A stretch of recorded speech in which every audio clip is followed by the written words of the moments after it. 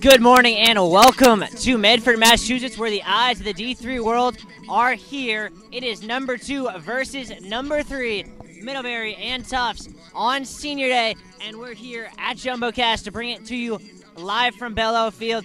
We're here half an hour pregame to get it started, and let's get right into it because there was a question, would we still have 2 undefeated teams when this game kicked off, when this week started, but the Jumbos answered that question in the affirmative at Amherst. Yeah, Jumbo's coming in very clutch with a late goal to win that game against Amherst. I know I was watching. I know we were all watching that game, and it was crazy scenes in the end there. It definitely was. It was what you expected as the audio system is going to poop out on us next door. But the Amherst Mammoths really came into that one trying to end the Jumbo's undefeated season. But the Jumbos really did well to deal with that pressure and eventually got the goal where it counted. Henry Perkins coming up with a huge goal late on in that game to keep the Jumbos in that top 5 conversation right now, and they have another huge opportunity to prove their credentials today. They do, and now we'll take a look here at some of these keys to the game. 2 teams that know what it takes to really get the job done. But before we do that, we're going to take a look at the history because these 2 teams have a very storied history, and it's been a little bit of in more recent days. Yeah, it's kind of gone back and forth over long stretches of time. Recently, it has really been in the Jumbo's favor. The last time that Middlebury won a game here on Bellow Field was September 2010, and that win was the first.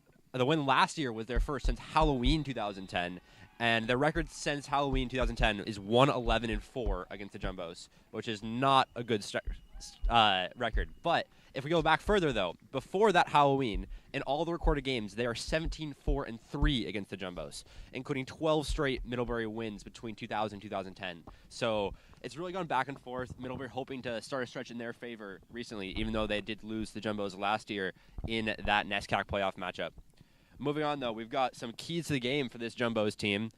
And if the Jumbos want to beat this Middlebury team, the first thing they need to do is limit the shots the Panthers get. Middlebury leads the NESCAC in shots by a large amount.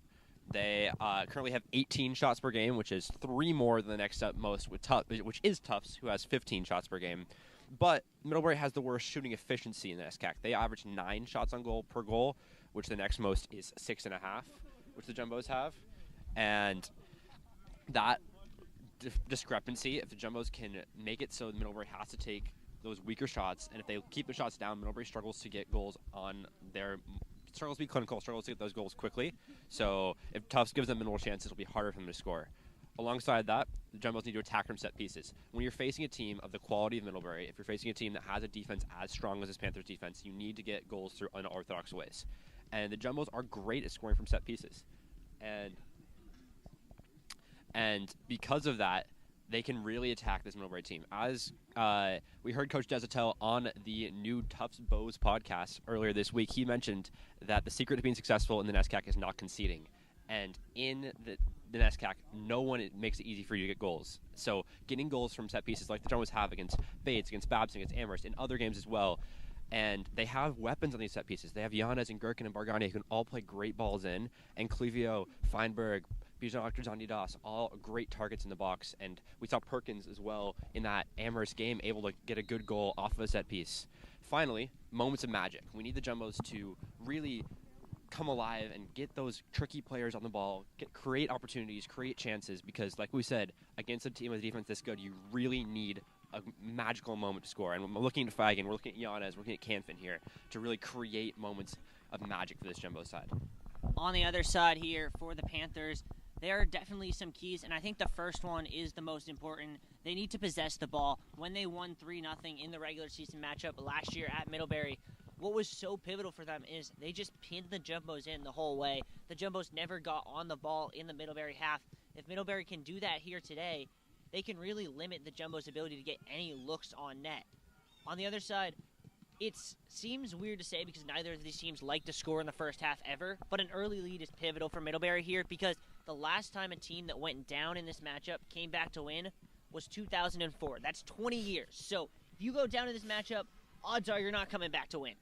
And the last key for the Panthers, they want to cross the ball, but they want to cross the ball on the ground. You look at that Tufts game against Amherst, every ball that Amherst put in the air was dealt with either by Max Clivio or by Nick Ontich coming off his line to collect. In comparison, when they hit some of those balls back on the ground, back towards the 6, there were some free looks that they weren't able to take advantage of, which shows there is a bit of a weakness there if Middlebury could take advantage of it.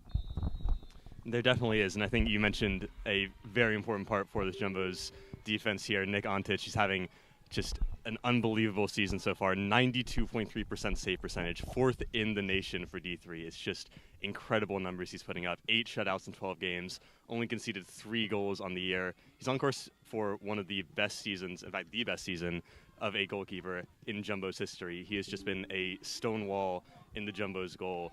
And it's not just that he's making incredible saves. He's a very competent shot stopper, but he's just so dominant, so controlling in the box, snuffs out opportunities before they can even happen. He's just reads the game so well, and you can tell that he really is a D1 quality keeper, having coming in from Northwestern, or Northeastern, excuse me. Going the other side, we're looking at a player who really is a great example of the shots that Middlebury gets. Colin Dugan leads the NESCAC in shots per game and shots on goal per game. He is currently on 4 goals and 2 assists on the season, but is really hot coming in this game. He's at 3 goals in his last 4, including 2 pivotal goals in that barn burner against Bowdoin a couple of weeks ago with a game-winning goal, which really was the difference as the Panthers managed to escape unscathed from that intense matchup against the Polar Bears. It was, and I mean, you mentioned that. That's the real reason that this game has such significance. Middlebury was able to turn what looked to be no points or maybe 1 into 3, which is why there is a much less margin here going into this game. However, the Jumbos are still in the driver's seat. They do have the ability, Micah, to clinch control of the NESCAC tournament with a win here today. They really do. If they win today, the Jumbos, no other things have to go their way. They will have the 1 seed in the bag for the NESCAC tournament. If they get a draw today, that's still a good enough thing for them if they just need a draw or a win against Bowdoin next weekend in order to clinch the 1 seed. They have things in their control for the moment. However, if Middlebury take control today, if they win, then they are in the driver's seat. They will control their own destiny. However, they're still going to need to win out, most likely, in order to overtake the Jumbos in that 1 seed spot. They will, and that includes a trip on the last day of the regular season to Williams. And we could have a crazy final day of the regular season with the Jumbos here hosting Bowdoin and Middlebury on the road at Williams. Williams were the giant killer earlier this season, taking down Amherst as well. So no slouch themselves, been a very strong team. Yeah, but in order for that last day of the regular season to have any real meaning to the NESCAC standings, Middlebury has to get at least a point here today. And with that, boys, it is time to put your money where your mouth is. I'll go to you first, Jake. What's your prediction on this one? I think this will be a low-scoring one, but I see it going 1-0 Jumbos, 70th-plus minute goal. Give me Xavier Canfin. I think Jumbos managed to escape here with another important win. Micah? I think this is. I think you're right. This is going to be 0-0 going into the half. But Middlebury have shown their own propensity for late heroics. I think this could be a 1-1. I think both teams will be so tightly matched they'll probably cancel each other out. I mean, I think you're both right in that I don't see a goal happening before, say, 60 minutes into this game. But it is senior day. 2 years ago on senior day, we saw Woo Vin Shin with some heroics off a set piece. Give me Liam Gherkin off a free kick to give the Jumbos a 1-0 win. One thing we're 100% sure of is that if any of that happens, the only place to see it is right here on JumboCast. We're going to step aside. We'll be back in a few minutes with Senior Day festivities and then kickoff live from Bellows. Good morning and welcome to Medford, Massachusetts, where the eyes of the D3 world are here. It is number 2 versus number 3, Middlebury and Tufts on Senior Day, and we're here at JumboCast to bring it to you live from Bellows Field. We're here half an hour pregame to get it started, and let's get right into it because there was a question, would we still have 2 undefeated teams when this game kicked off, when this week started, but the Jumbos answered that question in the affirmative at Amherst. Yeah, Jumbo's coming in very clutch with a late goal to win that game against Amherst. I know I was watching, I know we were all watching that game, and it was crazy scenes in the end there. It definitely was. It was what you expected as the audio system is going to poop out on us next door. But the Amherst Mammoths really came into that one trying to end the Jumbo's undefeated season. but the Jumbos really did well to deal with that pressure and eventually got the goal where it counted. Henry Perkins coming up with a huge goal late on in that game to keep the Jumbos in that top 5 conversation right now, and they have another huge opportunity to prove their credentials today. They do, and now we'll take a look here at some of these keys to the game. Two teams that know what it takes to really get the job done. But before we do that, we're going to take a look at the history, because these two teams have a very storied history, and it's been a little bit of one way in more recent days. Yeah, it's kind of gone back and forth over long stretches of time. Recently, it has really been in the Jumbo's favor. The last time that Middlebury won a game here on Bellow Field was September 2010, and that win was the win last year was their first since Halloween 2010, and their record since Halloween 2010 is 1-11-4 against the Jumbos, which is not a good record. But if we go back further, though, before that Halloween, in all the recorded games, they are 17-4-3 against the Jumbos, including 12 straight Middlebury wins between 2000 and 2010. So it's really gone back and forth. Middlebury hoping to start a stretch in their favor recently, even though they did lose the Jumbos last year in that NESCAC playoff matchup. Moving on, though, we've got some keys to the game for this Jumbos team. And if the Jumbos want to beat this Middlebury team, the first thing they need to do is limit the shots the Panthers get. Middlebury leads the NESCAC in shots by a large amount. They currently have 18 shots per game, which is 3 more than the next up most, which is Tufts, who has 15 shots per game. But Middlebury has the worst shooting efficiency in the NESCAC. They average 9 shots on goal per goal, which the next most is 6.5, which the Jumbos have. And that discrepancy, if the Jumbos can make it so Middlebury has to take those weaker shots, and if they keep the shots down, Middlebury struggles to get goals on their struggles to be clinical, struggles to get those goals quickly. So if Tufts gives them minimal chances, it'll be harder for them to score. Alongside that, the Jumbos need to attack from set pieces. When you're facing a team of the quality of Middlebury, if you're facing a team that has a defense as strong as this Panthers defense, you need to get goals through unorthodox ways. And the Jumbos are great at scoring from set pieces. And because of that, they can really attack this Middlebury team. As we heard Coach Desatel on the new Tufts Bows podcast earlier this week, he mentioned that the secret to being successful in the NESCAC is not conceding. And in the NESCAC, no one makes it easy for you to get goals. So getting goals from set pieces like the Jumbos have against Bates, against Babson, against Amherst, in other games as well. And they have weapons on these set pieces. They have Yanez and Gherkin and Bargani who can all play great balls in. And Clevio, Feinberg, Bijan, all great targets in the box. And we saw Perkins as well in that Amherst game able to get a good goal off of a set piece. Finally, moments of magic. We need the Jumbos to really come alive and get those tricky players on the ball, create opportunities, create chances, because like we said, against a team with a defense this good, you really need a magical moment to score. And we're looking at Fagan, we're looking at Yanez, we're looking at Canfin here to really create moments of magic for this Jumbo side. On the other side here for the Panthers, there are definitely some keys, and I think the first one is the most important. They need to possess the ball. When they won 3-0 in the regular season matchup last year at Middlebury, what was so pivotal for them is they just pinned the Jumbos in the whole way. The Jumbos never got on the ball in the Middlebury half. If Middlebury can do that here today, they can really limit the Jumbos' ability to get any looks on net. On the other side, it seems weird to say because neither of these teams like to score in the first half ever, but an early lead is pivotal for Middlebury here because the last time a team that went down in this matchup came back to win was 2004. That's 20 years. So if you go down in this matchup, odds are you're not coming back to win. And the last key for the Panthers, they want to cross the ball, but they want to cross the ball on the ground. You look at that Tufts game against Amherst, every ball that Amherst put in the air was dealt with either by Max Clivio or by Nick Ontich coming off his line to collect. In comparison, when they hit some of those balls back on the ground, back towards the 6, there were some free looks that they weren't able to take advantage of, which shows there is a bit of a weakness there if Middlebury could take advantage of it. There definitely is, and I think you mentioned a very important part for this Jumbo's defense here. Nick Ontich, he's having just an unbelievable season so far. 92.3% save percentage, 4th in the nation for D3. It's just incredible numbers he's putting up. 8 shutouts in 12 games, only conceded 3 goals on the year. He's on course for one of the best seasons, in fact, the best season of a goalkeeper in Jumbo's history. He has just been a stonewall in the Jumbo's goal. And it's not just that he's making incredible saves. He's a very competent shot stopper, but he's just so dominant, so controlling in the box, snuffs out opportunities before they can even happen. He's just reads the game so well, and you can tell that he really is a D1 quality keeper, having coming in from Northwestern, or Northeastern, excuse me. Going the other side, we're looking at a player who really is a great example of the shots that Middlebury gets. Colin Dugan leads the NESCAC in shots per game and shots on goal per game.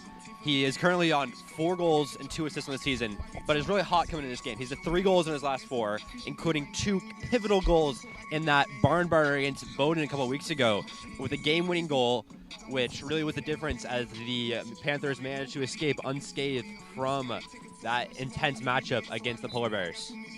It was, and I mean, you mentioned that. That's the real reason that this game has such significance. Middlebury was able to turn what looked to be no points or maybe 1 into 3, which is why there is a much less margin here going into this game. However, the Jumbos are still in the driver's seat. They do have the ability, Micah, to clinch control of the NESCAC tournament with a win here today. They really do. If they win today, the Jumbos, no other things have to go their way. They will have the 1 seed in the bag for the NESCAC tournament. If they get a draw today, that's still a good enough thing for them if they just need a draw or a win against Bowdoin next weekend in order to clinch the 1 seed. They have things in their control for the moment. However, if Middlebury take control today, if they win, then they are in the driver's seat. They will control their own destiny. However, they're still going to need to win out, most likely, in order to overtake the Jumbos in that 1 seed spot. They will, and that includes a trip on the last day of the regular season to Williams. And we could have a crazy final day of the regular season with the Jumbos here hosting Bowdoin and Middlebury on the road at Williams. Williams were the giant killer earlier this season, taking down Amherst as well. So no slouch themselves, been a very strong team. Yeah, but in order for that last day of the regular season to have any real meaning to the NESCAC standings, Middlebury has to get at least a point here today. And with that, boys, it is time to put your money where your mouth is. I'll go to you first, Jake. What's your prediction on this one? I think this will be a low-scoring one, but I see it going 1-0 Jumbos, 70th-plus minute goal. Give me Xavier Canfin. I think Jumbos managed to escape here with another important win. Micah? I think this is. I think you're right. This is going to be 0-0 going into the half. But Middlebury has shown their own propensity for late heroics. I think this could be a 1-1. I think both teams will be so tightly matched they'll probably cancel each other out. I mean, I think you're both right in that I don't see a goal happening before, say, 60 minutes into this game. But it is senior day. 2 years ago on senior day, we saw Woovin Shin with some heroics off a set piece. Give me Liam Gherkin off a free kick to give the Jumbos a 1-0 win. One thing we're 100% sure of is that if any of that happens, the only place to see it is right here on JumboCast. We're going to step aside. We'll be back in a few minutes with Senior Day festivities and then kickoff live from Bellows. Good morning and welcome to Medford, Massachusetts, where the eyes of the D3 world are here. It is number 2 versus number 3, Middlebury and Tufts on Senior Day, and we're here at JumboCast to bring it to you live from Bellows Field. We're here half an hour pregame to get it started, and let's get right into it because there was a question, would we still have 2 undefeated teams when this game kicked off, when this week started? But the Jumbos answered that question in the affirmative at Amherst. Yeah, Jumbo's coming in very clutch with a late goal to win that game against Amherst. I know I was watching. I know we were all watching that game, and it was crazy scenes in the end there. It definitely was. It was what you expected as the audio system is going to poop out on us next door. But the Amherst Mammoths really came into that one trying to end the Jumbos' undefeated season. But the Jumbos really did well to deal with that pressure and eventually got the goal where it counted. Henry Perkins coming up with a huge goal late on in that game to keep the Jumbos in that top 5 conversation right now. And they have another huge opportunity to prove their credentials today. They do, and now we'll take a look here at some of these keys to the game. 2 teams that know what it takes to really get the job done. But before we do that, we're going to take a look at the history because these 2 teams have a very storied history, and it's been a little bit of one way in more recent days. Yeah, it's kind of gone back and forth over long stretches of time. Recently, it has really been in the Jumbos' favor. The last time that Middlebury won a game here on Bellows Field was September 2010, and that win was the win last year was their first since Halloween 2010, and their record since Halloween 2010 is 1-11-4 against the Jumbos, which is not a good start.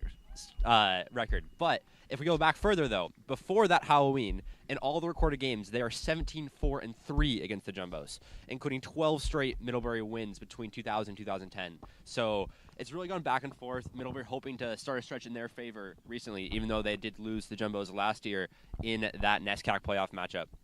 Moving on, though, we've got some keys to the game for this Jumbos team.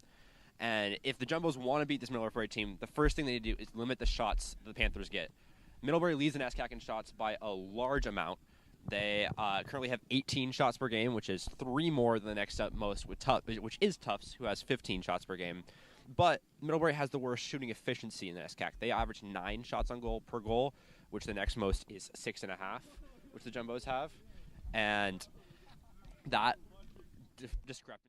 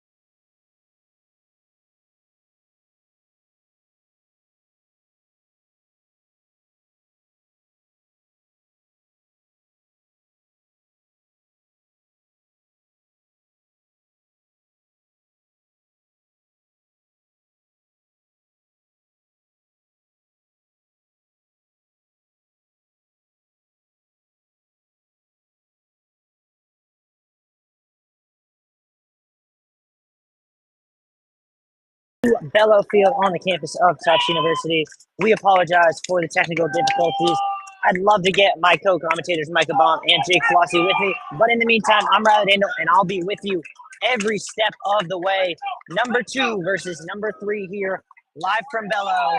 We are just moments away from opening kickoff in a game that could decide who hosts the NESCAC tournament. Jumbo's going to run with their usual starting lineup.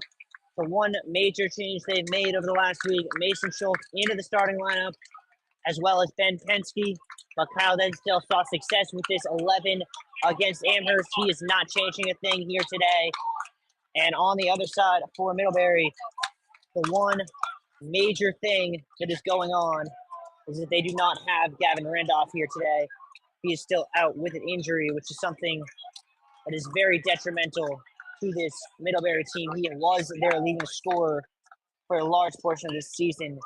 Still leads the team in assists and goals combined with 13 points on the year.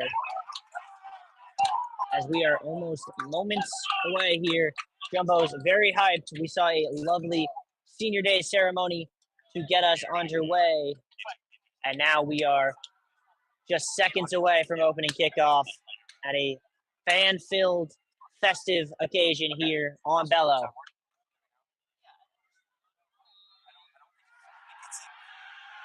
And a lot of noise around the festivities. Over to our left on Winjin, number 1 Middlebury Field Hockey taking on the number 6 Jumbos in a barnstormer there. But here is where the eyes of the D3 soccer world lie. It is number 2 and number 3. These two teams always play competitive games.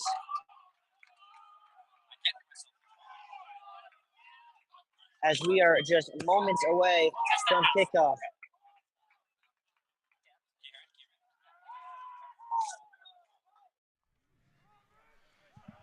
And Mike and I are here as well now. We're glad to be with you. Excited for this intense matchup today. Yeah, it's great to have you guys with us. And, I mean, let's get right into talking about it as referee's waiting on something while the entire Middlebury lineup is at midfield. I'm going to assume he was waiting for us. Yeah, no, I think he was clearly waiting for us. Yeah. Or maybe waiting on the Jumbos to break the huddle. The tension already palpable here on Bellow. Middlebury clearly ready to get off the gate running with 7 players, 8 players it seems, on the half-field line ready to push up and give pressure to this Jumbo side. Jumbos look ready to respond. And we are underway here from Bellow. And Middlebury start with O'Brien, going to start things back. And the Panthers send it up long. And Owen Denby having none of it, just sends it all the way back into the Middlebury end. Little bit of a loose play, but Nelson able to get it back to Waterman. Mikey Brady applying some good pressure there for the Jumbos. Middlebury going to look to build from the back here. That is Luke Madden, the senior center back from Manhattan Beach, California. Been a real star of this Middlebury side. Second team All-American last year. Been a real staple of this Middlebury defense. Third most minutes in each of the last 3 years for the team, and just really a staple of this defense. Only allowing 4 goals last year, and along with getting 4 goal involvements this year. Clivio, the staple of the Jumbos defense, sends that one away. Speaking of a staple of the Jumbos defense this time, Clivio also an All-American. Yeah, one up them first team All-American for Clivio. Up against the other first team All-American defender in Will O'Brien for the Panthers. That one flicked on. Penske will head it down. And it'll pop free to Che. And Taylor Feinberg's first intervention will be to sky that one forward. Middlebury repossessed with Nelson. And here is a first touch for O'Brien, the senior All-American.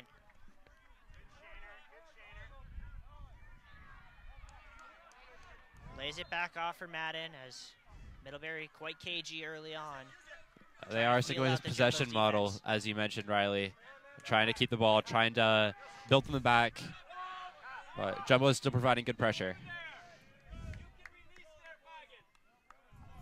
Waterman will try the other side. Jumbo's not with much of a press early on. Long ball from O'Brien. Feinberg heads it down. Farrell tried to get to it. Oscar Tanidas couldn't get it out. And eventually Gherkin will come collect. Good early possession here for the Panthers.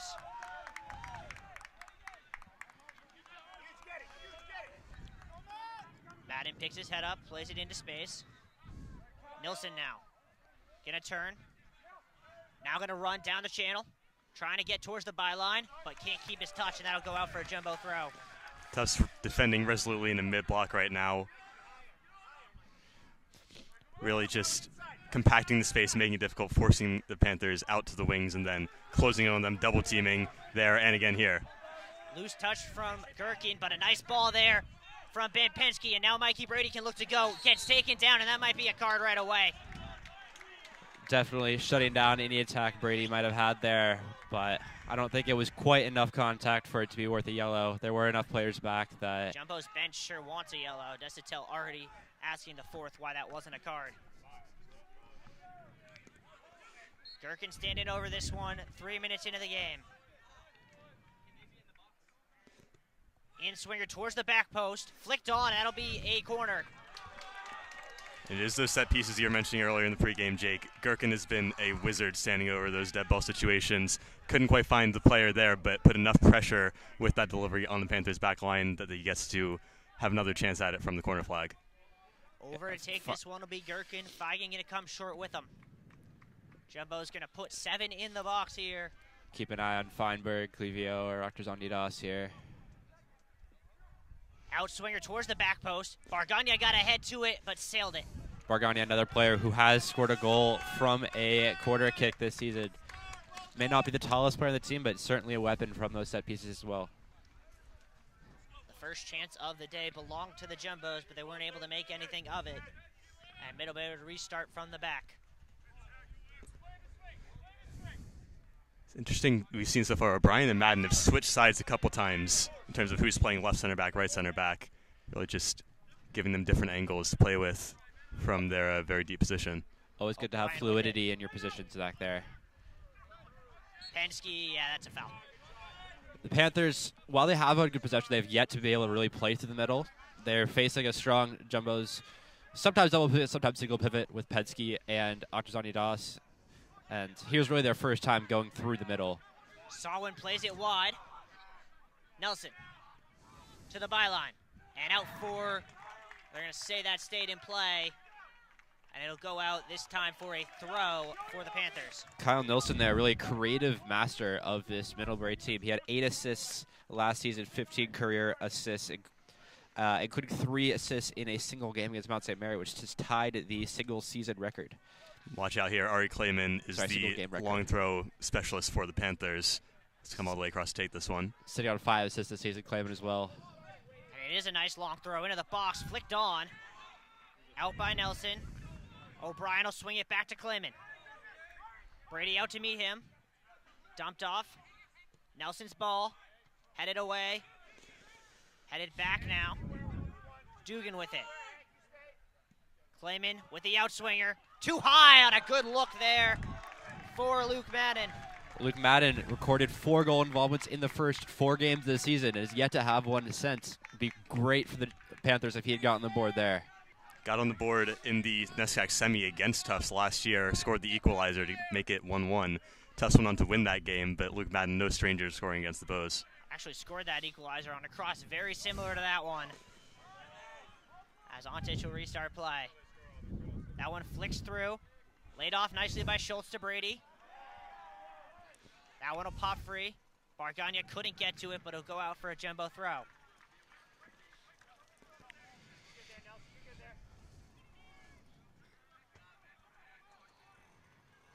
Bargagna with a long throw down the sideline. O'Brien skies for it. And we'll do it again, this time 30 yards up the pitch. The Jumbos have their own long throw specialist here in Mateo Bargagna, who really provides another type of set piece to the Jumbos. We saw Clayman take it from this side. Bargagna, keep an eye on that from that side. Tries to play Penske, who's going to keep it in play. Laid off, and that's going to be, I believe, a throw, but the ref is pointing towards the corner flag. Middlebury players are asking for the throw, and they'll get it eventually from the head ref. Yeah, right call. Definitely went out on the sideline there. And so Mason Schultz is going to take this one. Interesting, it's not Bargania. They're choosing to take it a bit shorter as Attribution and Penske make runs toward him. Now they back off, and Schultz Never will send mind. it into the box. Bouncing around, headed away there. Gherkin redirects it back to Schultz. He has time, and he'll play a nice reverse ball there to Oscar Tanidas. Schultz with it. Through two, still going Mason Schultz, but couldn't get the last touch. It's actually Mason Schultz's first ever home start. He only got his first start of his career last week against Amherst. He's just come into the starting 11 with the injury to Xavier Kemp, and he's jumped over Ethan Jett in the pecking order, trying to make his mark on proceedings there, but just overran that one. It is surprising that this is his first start because he has been a staple of this Jumbo's team. He's been playing a lot. He's been getting a lot of minutes, getting a lot of time off the bench, really coming and getting good time on the field, providing another option for Coach Desatil. But this time finally able to earn his start here on Bello. Talk about more positional fluidity. Luke Madden stepped into center midfield there for a second. Farrell actually dropped into the back line to build out. And it's becoming very clear the Jumbo strategy is to force Middlebury to try and hit some long balls, which has been pretty effective so far. Bargani going to try and hit one. That did not go anywhere. And the Panthers will collect with Tyler Payne. Nelson lays it off. Shea reverses it. Panthers defense has been really adept at breaking this Jumbo's press, unfazed by Mikey Brady sprinting at full speed at them. Giveaway there. Can Gherkin get on the end of it? He gets enough to win the throw. Quickly taken by Schultz. Gherkin looking to get in behind O'Brien. And Che will just slow things down for the Panthers.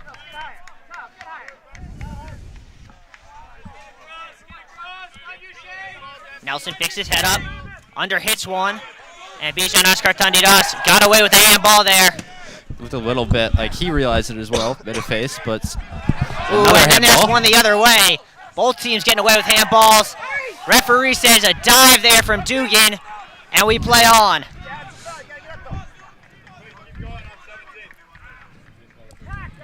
We knew this was going to be a high-intensity matchup, but the referee keen to keep it that way. A lot of contact on that far side. Shea comes away with the ball. Gonna pick his head up now. Wide here for Nelson. Time and space for Farrell. Dugan turns, lays it off. Whipped across. Away by Clivio. And Feigen just boots it up to midfield. they're trying to play those low crosses you're talking about, Riley, but they've got to be quality if they want to break past the quality defenders that Jumbos have. Switched right back for Kyle Nilsson. Into Dugan on the byline. Whipped across, hard and low, and that'll be a corner.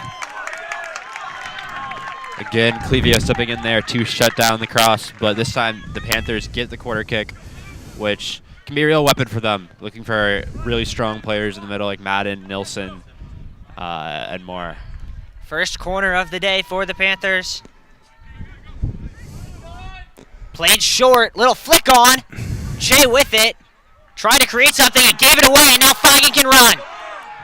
And a great slide tackle there by Shea to knock that away, but now Feigen has space on the near side. Feigen stop and go, that's a tackle and that's a card. It's one of the most textbook yellow cards you could see there, as clear tactical foul from Shane Farrell stepping in there. Early on in the game, that is a real tone setter for how this one is going to look. Desatel and the Jumbo's bench asking for more than a yellow, but a little too early to ask for that. And it is a bad yellow, but it's not even more than that. Like, Gherkin standing over another one as Feigen tries to walk that off.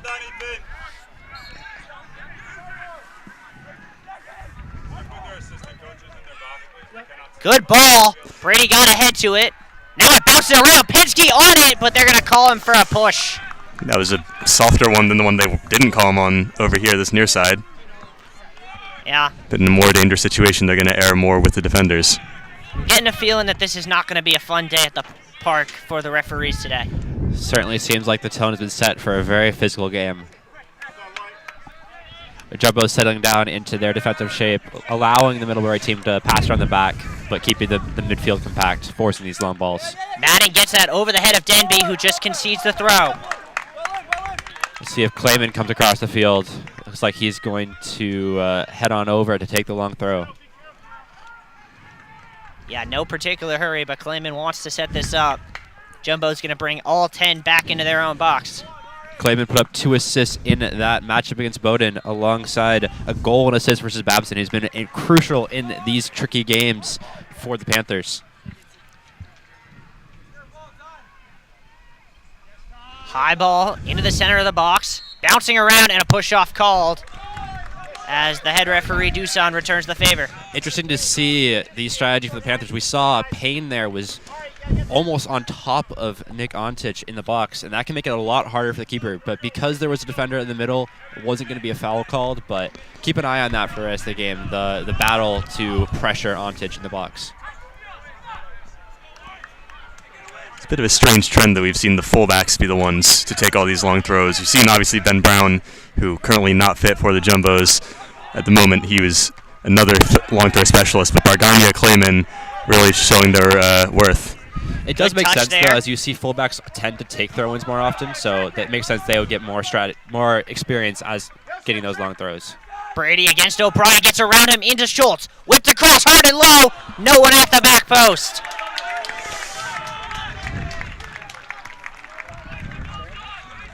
They're not going to opt for the long. They are going to opt for the long throw here, as Mason Schultz appears to be the throw-in specialist today. I mean, it worked with Schultz for that chance on the other side. It also leaves Bargani on the back post, ready to sweep up any chance. We know he's got a good boot on him.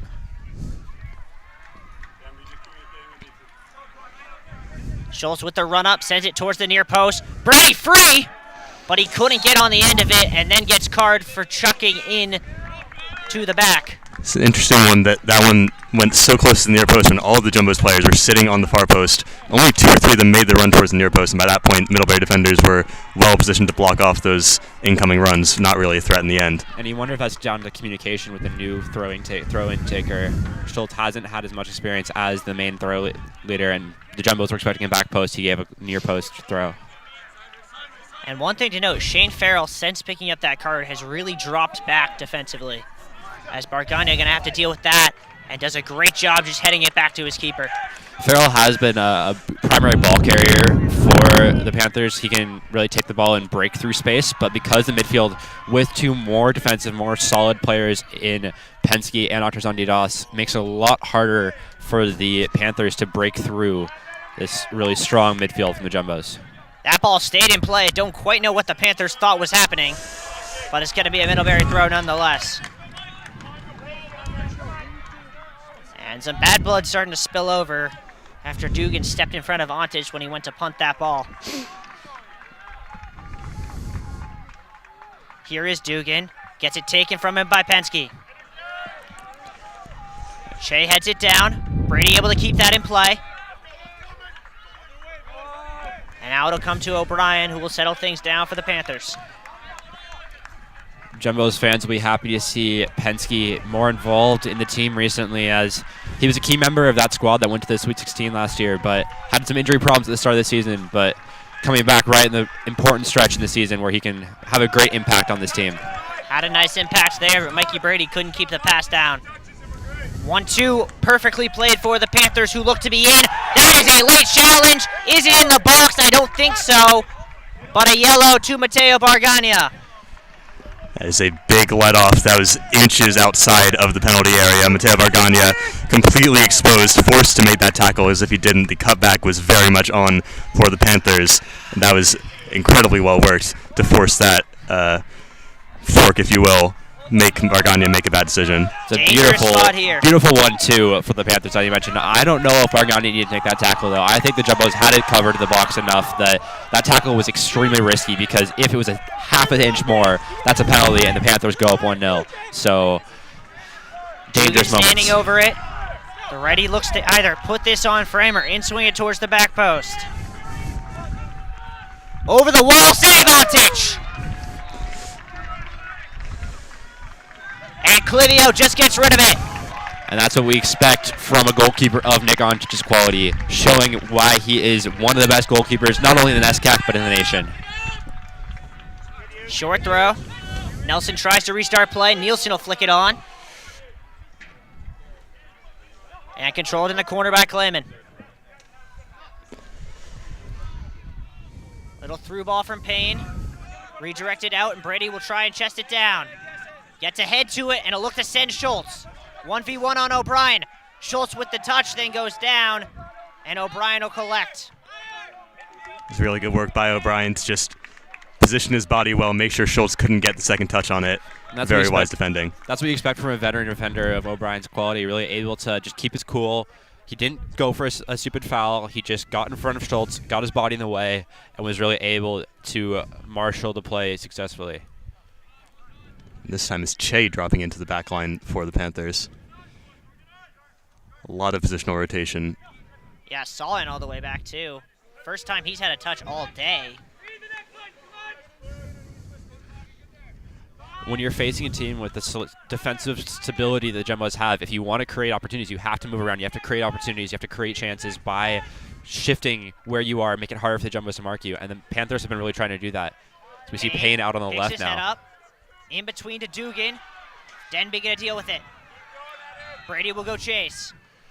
Dugan going down quite easily so far this game. Something to keep your eye on. It could be some either fouls or simulation from Dugan throughout this game. Yeah, he's got to be careful. Already got a warning from the referee on a dive earlier. Does not want to pick up a yellow for simulation.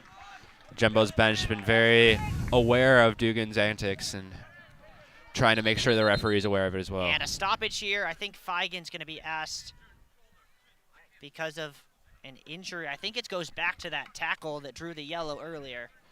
He said something about shoulder, I believe, was the call from the ref. This Jet will check in on this. He's going to actually run over to the left, probably ask. Or is he, no, he's going to stay on this. Yeah, he's going to stay on this left side, cutting in on his right. Not a good sign for the Jumbos, as Feigen's one of those tricky players. Alongside Campen already out, it makes it a lot harder for the Jumbos to create opportunities when they have those weaker options.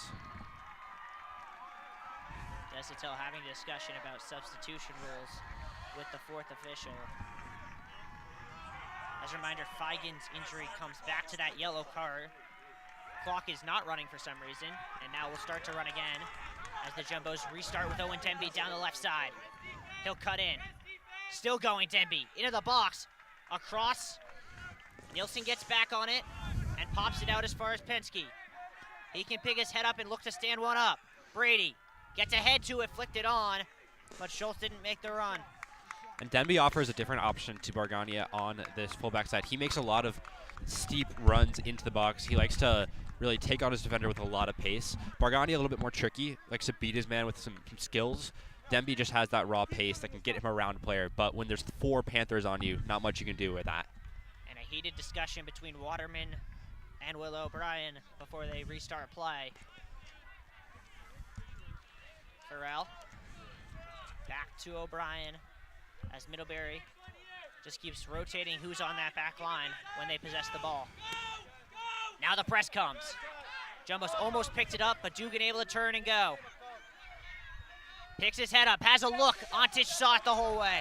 And that's why he has the most shots in SCAC. He is not afraid to pick his head up and take a look. But it's going to take a lot more than that to beat a keeper of the quality that Nick Ontich has. And Dugan once again trying to get in the way of Ontich's intended punt here. And those two just kind of waiting each other out before Ontich sends it away. For any other Tufts sports fans, if you heard the cheering on Wingen next to us, Tufts have taken the lead 2-1 over Middlebury in the fourth quarter over there. That is a big upset watch if you want to keep your eye on that. Team that has not lost in more than 2 years. 43 games unbeaten. Nice move there from Bargania. It's a huge day in Middlebury versus Tufts today. And Mason Schultz gave up on that, and if he had kept that run, he might have been through. Always risky with the goalkeeper. You don't want to risk colliding and causing injury, but sometimes that decision is a really tricky one to make. O'Brien between the lines to Farrell. Wide here to Clayman. As mentioned, it's a big day today, Middlebury versus Tufts. Not only men's and women's soccer, but field hockey and a lot of really massive matchups. Through ball here to Payne. That one cut out by Oscar Tandiras. And Vargania will come collect. What's the call? I think a foul was called. Looks like it's going to be a throw-in for the Jumbos. It will be a throw. Looks like Daniel Yanez warming up for the Jumbos on that sideline. As the trainers tend to Ethan Feigen's shoulder. Shea will lay it off. Nelson dumps it back for Nelson. He'll play one down the line. Demby there to deal with Shea. And forces it all the way back. Brady will bring on the press and deflects it back. Jet now going to press O'Brien. And the press backs off as Waterman comes to collect. Ethan Jett, who's coming on this left side, is a really versatile player for the Jumbo side. He's played both fullback and wing at points this season and last season, and really provides a lot of options for Coach Desautel. It's always great to have players like him, like Andres Andizas, who can really do anything the team needs them to do and have an important intervention there. Nelson going to come back to take this throw. Jumbo's doing a good job alternating when they put the press on, and Middlebury seems unexpected when it comes. A player I'll be curious to see when he gets on the field is Eduardo Casanova, the transfer from Colby College from last year, who has 3 goals and 5 assists in the season, but has only started in 1 game. A real super sub for this mid-team, and if they want to invigorate a side, having a player who can come on and can provide quality moments of assists and goals is really helpful to have. So keep an eye for him coming on some point in this first half. Especially with something we haven't really mentioned, but both teams arguably with one of their best attackers out for this game. Middlebury without Gavin Randolph and Tufts without Xavier Canfin, both out due to their own respective injuries, both trying to find adaptations and finding those goal opportunities elsewhere. Randolph's twin, Luke Randolph, is on the Jumbo side, so real homecoming for the Randolph twins. Working comes to collect, and he'll turn, lays it off for Feinberg.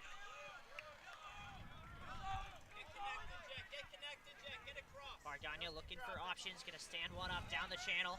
Schultz going to chase, and Madden not taking any chances.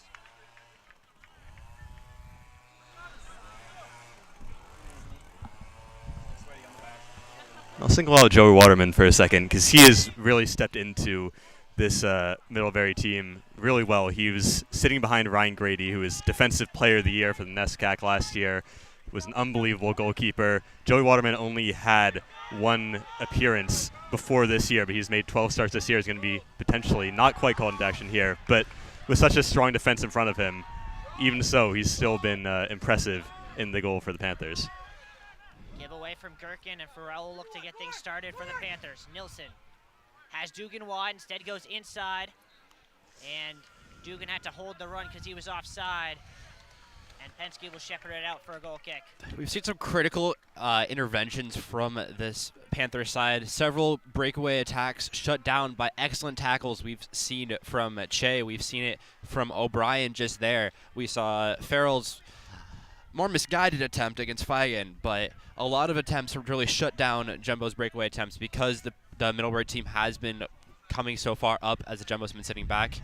They need to shut down the breakaways if they want to break down any chance the Jumbos have to attack after they lose the ball. Farrell heads it forward. Solwyn with the loose touch. And just as he has all day, O'Brien slows things down.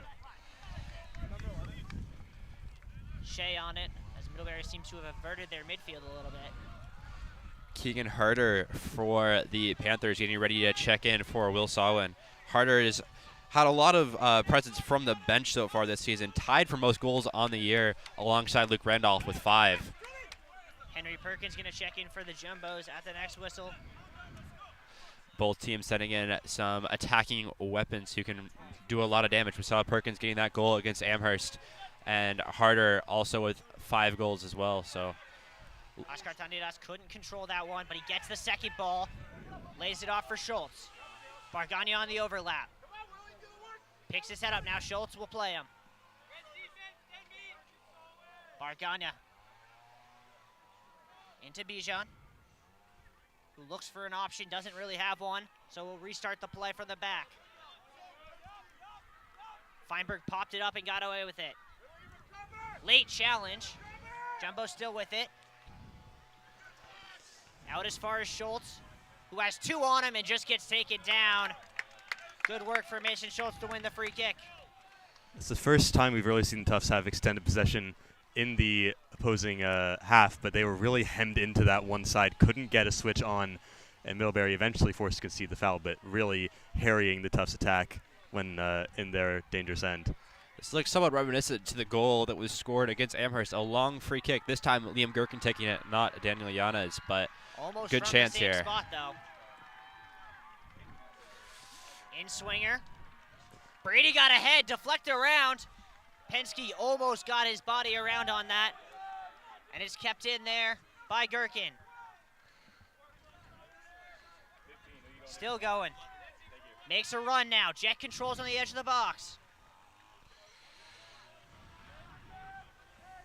Barganya. Still going. Hard and low. That's a corner.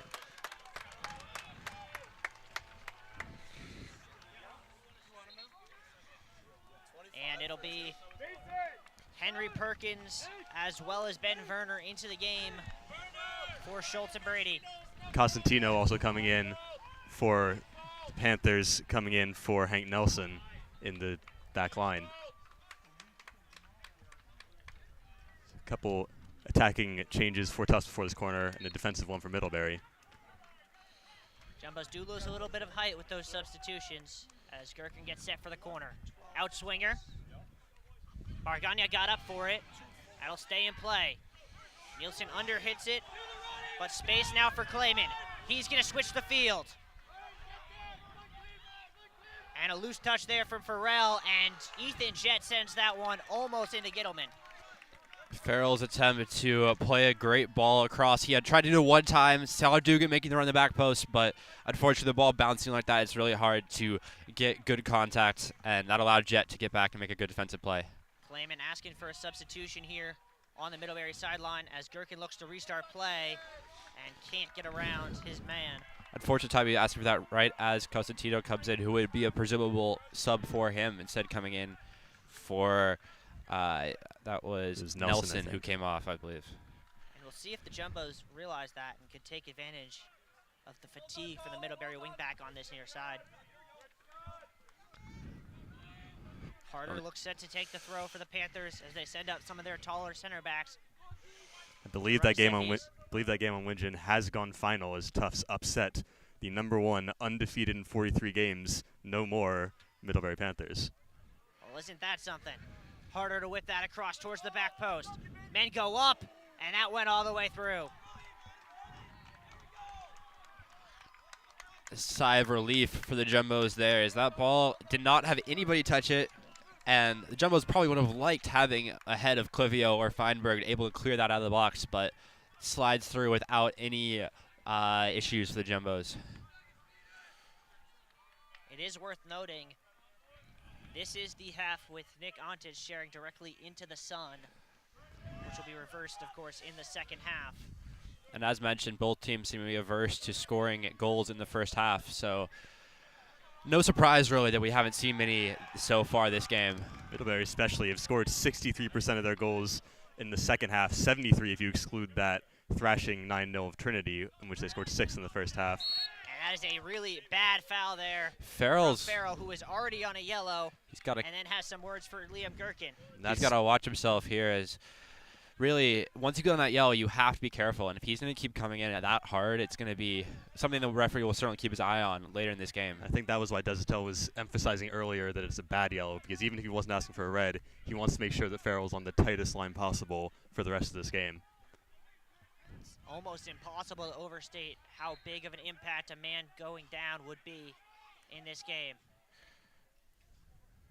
Gherkin to take another. Good in-swinger. And dropped! And is that in? And somehow was kept off the line by a last-ditch effort. A Wow. disaster averted for the Panthers. So close for the Jumbos. As if that would have happened, it would have been sort of reminiscent of that playoff game we saw last year where the Middlebury Panthers gave up a really unfortunate own goal. And if we saw a play off of a drop kick, it would have been deja vu for the Panthers and a really unfortunate way for either side really to take the lead at this point. Payne sends it forward. Gherkin fighting 1v2 but can't win it. Nilsson forward to Dugan. Against Clivio. Gets it wide here to Clayman. That one into the box. 1-2-3. Shot from distance blocked with the chest of Taylor Feinberg. Tell you what, that was incredible contact there made by Payne. Got a lot of velocity on it, but that was a crucial block getting in the way of Feinberg to make sure Antic didn't have to deal with it. It'll be Casanova and Hugo Horowitz to check in at the next whistle for the Panthers. There's 15 minutes to go in the first half. And Daniel Yanas check in for the Jumbos. Some very skillful players coming in at this point. Gherkin's through ball, looking for the run of Werner, but overhit. It will be Penske coming out, so Tufts potentially looking to put a bit more pressure on the Panthers for this moment. Looks Gotta like imagine that means that number 30 is going back to play as a 6. Yep, Adrzani Das to the 6, Gherkin moving back to more of an 8, and Yana is taking that 10 role. Had a little bit of a drop-off in his production so far this year from last year where he was one of the strongest players on this side, has lost his starting spot, but still a player who, in the clutch moments, in those times, you want him to have the ball. You want him to get those chances. You want him to take those kicks. As we saw in that Amherst game, he put a dime of a ball into Clivio's head, which ended up getting to Perkins. Oh, that is a dangerous challenge. That's going to be a card later, but the Jumbos aren't waiting. Perkins. Still working on it. And then gets called for the foul, and now the card comes. Werner was completely taken out there, and as a result, they got the advantage of the Jumbos, but Perkins was forced wide. No one really gave him any help on that right side, and no one was really in the middle, so he couldn't do much even with that advantage being played. They couldn't, but that's still a big yellow card because it goes on O'Brien, Middlebury's best defender. A great advantage call from the referee, though, allowing the Jumbos to keep playing on even after a brutal tackle from O'Brien. And I wonder if Perkins' foul was almost frustration after seeing his player get cleared out by the Middlebury defender. I have to imagine it was. He did not, if you want to call the one that was the first yellow, no soccer effort, I don't know what you call Henry Perkins' bear hug on the far sideline. Right behind you. 7, right in. And all that, Bargania, the Bush player for Tufts, comes off. Gibson Campbell coming on. Feinberg's ball headed up by Nilsson. Yanez's first interventions to take it off Casanova. Ethan Jett still running. 4v2 for the Bows. Jett taken down by Shea, and another card. Not and the the Panthers are going to have to start being careful that they don't get sent off. Jett fights his way through not 1, not 2, but 3 fouls. But it was the third one, though, that really took him down as really Che forced to step that out there because it was about a 4-on-2 for the Jumbos. Jett, great resilience to make it through that and earn a great free kick opportunity for Daniel Yanez. And that's such a smart play as well because he felt the contact from those two players, but he just breezed through it, let them play off of him. He knew he had space to run to. Then when the contact came in from the third defender, he knew he was in a position to win that free kick, potentially force another yellow card, which he did. Just really smart play all around from the winger. Yanez standing over the ball. This is about the spot where Woofin scored against Middlebury 2 years ago.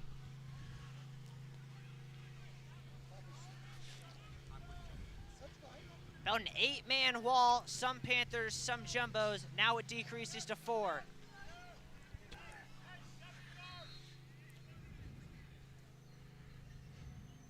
Gherkin looks like he wants it.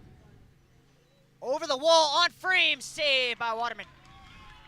Your prediction, Riley, was a Gherkin free kick to take the lead. Unfortunately, it's not going to be this one, but I'm sure with the way these games are going, we'll see plenty more free kicks for the Jumbos where Gherkin could get that goal that you're predicting. Unfortunately, my prediction will not come true as Xavier Camphin is not going to be playing in this game, but Nielsen trying to send a ball. Jumbo's bringing the press everywhere, and they force a turnover. Denby gonna turn and run. Gets taken down, and it's gonna be blown back as a Middlebury throw. Quickly taken. Clivio all over Dugan, and he's not getting away with it this time. You do wonder, though, why the foul. It seemed like a foul there committed as Denby took the ball forward, but clear also foul from Clivio there as he had Dugan in a bear hug. I mean, my thought process is you can't call everything, because if they're going to call the one on Denby there, they're going to be calling every single contact all day. Regardless, Casanova stands over this one with 11 minutes to go in the first half. Deflected, on frame, and the chaos of that one leads to a gilt-edged chance to claim in blue. Gherkin, that seemed like a pretty clear handball there, jumping up, sticking his arm out. You say it hit head? It looked like it looked to me like he hit his head with it. I saw elbow. I mean, as far as Middlebury were concerned, that's an advantage all the time. And Clayman, real hands-on-head moment is it actually did take that deflection to just give him that extra height, that extra loop on it. Clayman couldn't get over it. Does make it a lot much harder chance. It does make it a lot harder for the Jumbo's defense to anticipate where the ball is going to go off of a deflection. Denby up to chest it down. That one went off the face of Gherkin. Don't know how much he knew about it, but Jed will play it forward for him. And he'll run down the left channel to the byline. Out. I think it's going to be a throw. It will. As we dip under 10 minutes to go in the first half, Jumbo's going to send up the tall boys. As over to take the throw will be Ben Werner.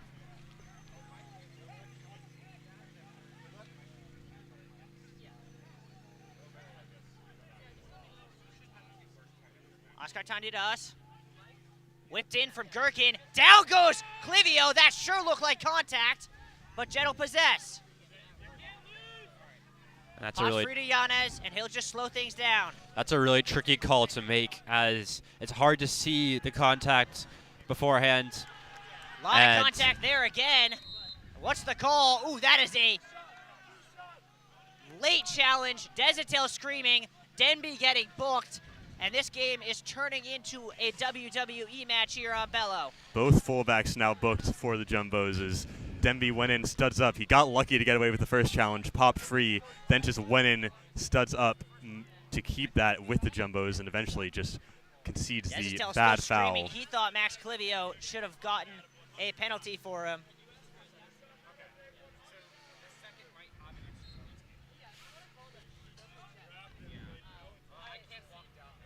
That one sent all the way wide, and a poorly hit free kick from Casanova. I will be shocked if this game ends without at least one goal from a set piece. Luke Randolph coming in for the Jumbos. Unfortunately, he doesn't get to play against his brother today. I know in terms of the quality of the game, it would be great to have a player the quality of Gavin Randolph in the game, but glad Luke at least gets to get some playing time in this first half. I feel like Luke, on one hand, probably a little bit upset not getting to play against his brother. On the other hand, they don't have to play against his brother, which is something they might not be as upset about. Very true. Gavin Randolph, second team on NESCAC last year. Very strong player who's been very good this season. Would be shocked if he's not first team on NESCAC this year. Space here for the Panthers. Horowitz on the overlap. That one whipped in, away by Oscar Tandidas. Possessed now on the far side by Cosentino. Payne swings it in, all the way through for a goal kick. Jumbo's able to escape unscathed from that stretch of attack from Middlebury, and they'll be hoping to really get control of this game, get themselves into the attacking spot. They've struggled to really get much in these last few minutes as the Panthers have continued to apply pressure. They'll want to get this game back under their control. And you do wonder if the loss of Penske on the midfield has shut down some of the midfield control the Jumbos had earlier this game. That one flicked on. Randolph fighting for it. Yanez gets a foot to it, and he'll go chase. And I'll confirm with him so that we got all mine.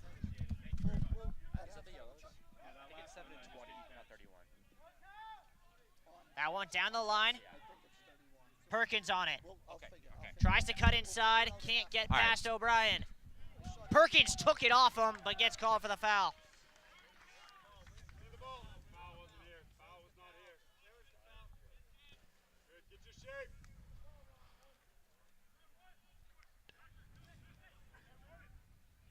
Crowd really starting to fill in now that that game over on Wingen is over.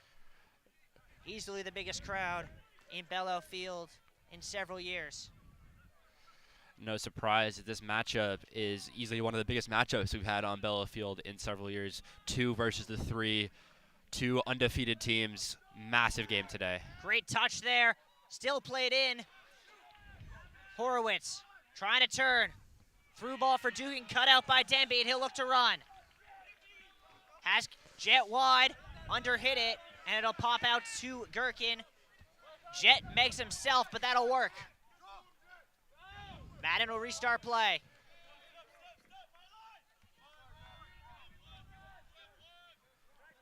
The intensity has really gone up in these last few minutes as both teams really putting the pressure on the other team, trying to get quick balls forward, trying to get chances. The Middlebury team has really been able to get sort of control of this stretch here.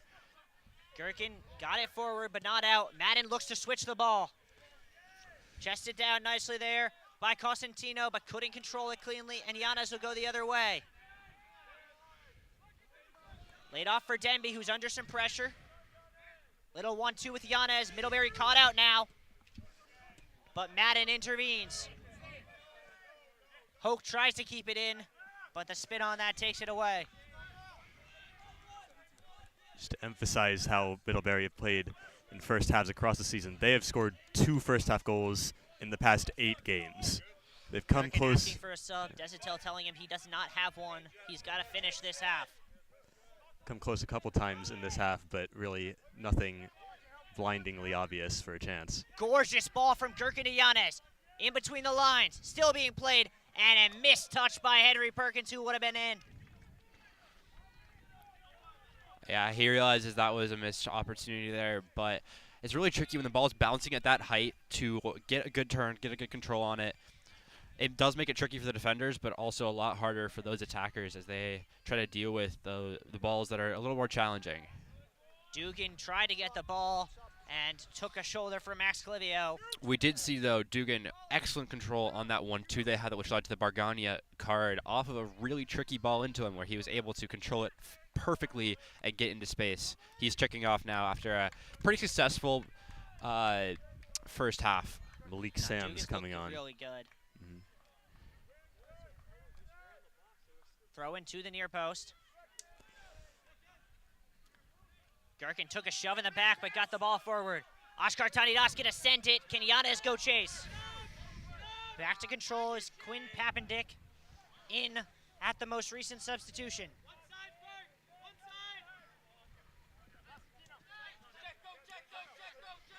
He plays Malik Sams, and Gherkin just doing everything right now. Yanez keeps the ball. That one's gonna come right to the referee next to us, who touches it down like a champ. Beautiful touch.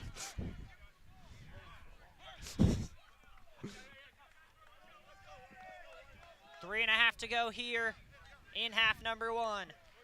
The field's very compact right now as both Randolph and Campbell, the 2 furthest players, are essential in this half. If they could switch, they could get a lot of space.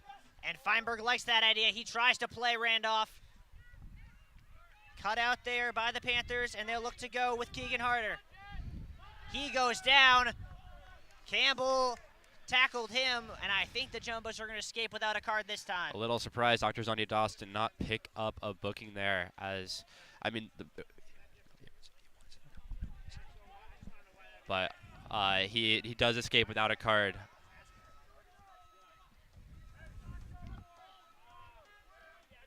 Jumbo's a little bit of trouble communicating right now as Casanova stands over this one.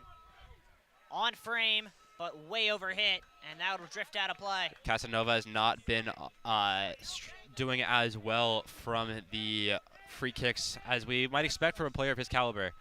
Unable to really get much from that. He was the top player for Colby last year, leading them in goals. Comes to this Middlebury side, unable to get the starting role, but very important contributions for the transfer student. As is still telling Max Clivio that he can be a little more physical the way this game's being refereed. As a nice win in the air by Denby. Clivio on it now. Around one, and back to Ontic. Such a cool head from Clivio there, just tapping around to Casanova. A lot of younger, less experienced defenders would be very scared by the 6'3" player running at him, but he just calmly taps it around him, keeps play. Expertly done from the grad student defender. Beautiful ball there from Oscar Tandidas. It'll pop free to Yanez in the middle. He'll lay it off to Clivio as we dip under 90 seconds to go in the half. Denby around Sims, who gives him a 4-on shiver. Ref says play on. Jumbo's bench incensed. Casanova coming. Denby goes down. Casanova still with the ball. Gerke gets turned by Horowitz, who sends it through looking for Sims. He was offside and then kicked Ontic. And that should be a card. Looks like he was kicked in the face. Ontic down, holding his head. And the referees are going to talk. If he got him cleanly, that is red, no questions about it.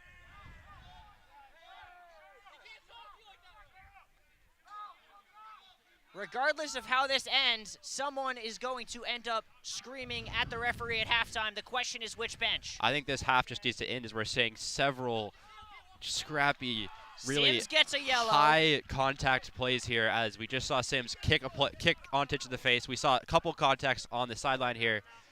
And I got to ask you, Jake, you're a referee.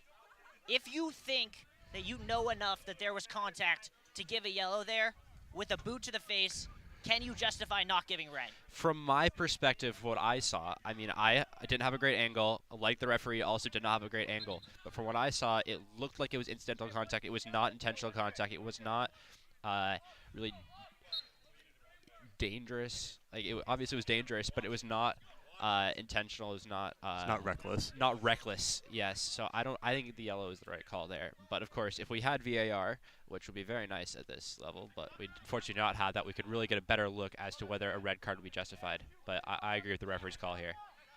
Especially, while we were talking about that, Desatel and Eliash got into a screaming match about whether or not that should have been red.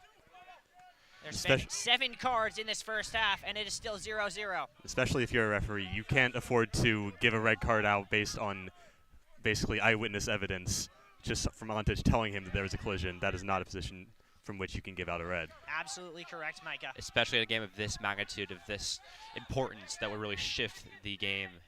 Campbell with an in-swinger towards the back post. Over hit, but Jet's going to keep it in play. Middlebury bench practically on the field, preventing us from seeing what's going on in that corner as there's 10 seconds left to play. And a foul. They've got to take it quick. Free kick with 8 seconds. And Desatel is going to finish this half by screaming that one on frame. Well, no one scored, but you have to imagine there's going to be a lot to talk about at the half. Owen Denby still arguing with the referee. And, well, boys, I don't really know what to say because we saw so much, but yet there's nothing to show for it on the scoreboard. This is going to be a game where I wouldn't be shocked if we see a send-off later in this game. We've seen so much scrappy, so much intense action where lots of pretty nasty tackles from really both sides here, and very deserved yellows, very hard yellows as well. Like, these are yellows that on a different day could be given as a red card at several points. So really dangerous match so far, to be honest. We're going to step aside. When we come back, the remaining 45 from Bello, we'll see if all 22 stay on the field.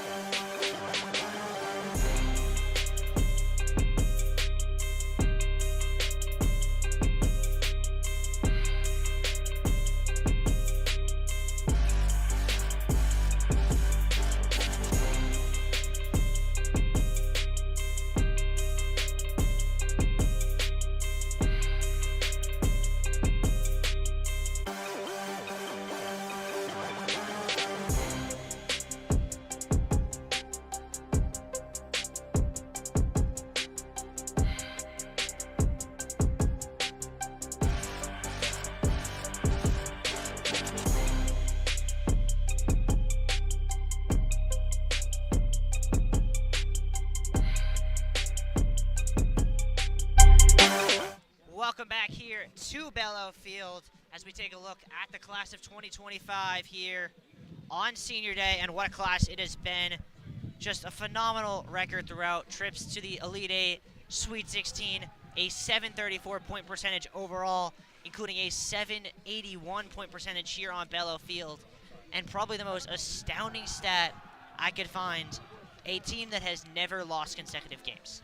It's really just been a incredible story from this team. The first senior class to come in entirely under Kyle Desautels. He's really shaped this team in his image. They've scored 47 goals, made 35 assists between them, and Ethan Feigen played over 71 games. Some other players not too far behind him. It's just been an incredible 4 years from those seniors, and should they not be able to come back next year, we certainly will miss them. It is an absolutely incredible senior class, and they have a loaded resume, but the one thing they don't have on that resume is winning the NESCAC regular season title. If they can get the lead and hold on in this second half, they could add that to their resume here on Senior Day. 45 minutes to decide this matchup between number 2 and number 3. Mikey Brady gets us set to kick off the second half. Only one shift for the Jumbos from that first half lineup, and that is Ethan Jett taking over on the wing for Ethan Feigen, who we did see go out injured, unfortunately, in that first half. But Jett has had a great first half in his own, making several great plays, a great run through the middle, which caused a lot of problems for his Middlebury team. That, I believe, is going to be a jumbo throw. It will be. So the long ball to start off the half works out very well. Bargania takes it inside. Still running, and just couldn't quite control that one. Bargania does have that in his arsenal. He can take the ball either inside or outside and create chances with the technical ability he has. In this case, getting a little bit too far, a little bit carried away, but still a very talented player. Good job from Ontich, who was under some pressure. That one all the way through to Gherkin, who heads it down to himself and will go collect in the corner. And the Jumbos get a long throw opportunity. Mason Schultz going to run over and take it. It is interesting that Bargania has not been taking those as of lately. Schultz going to take this one. Everyone in the box except for Denby and Jett.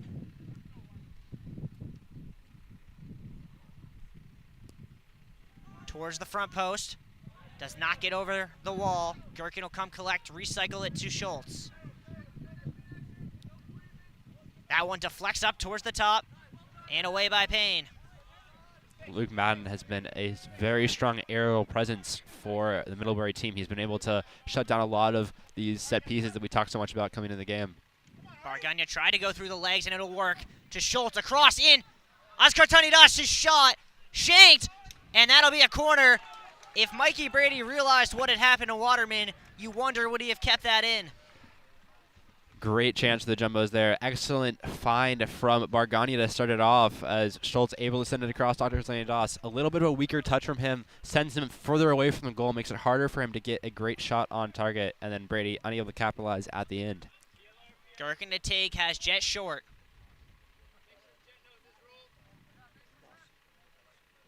That one whipped across. Free header on frame. Bouncing around in the box. Bargania shot. Still bouncing. Cleared off the face of Mikey Brady for a goal kick.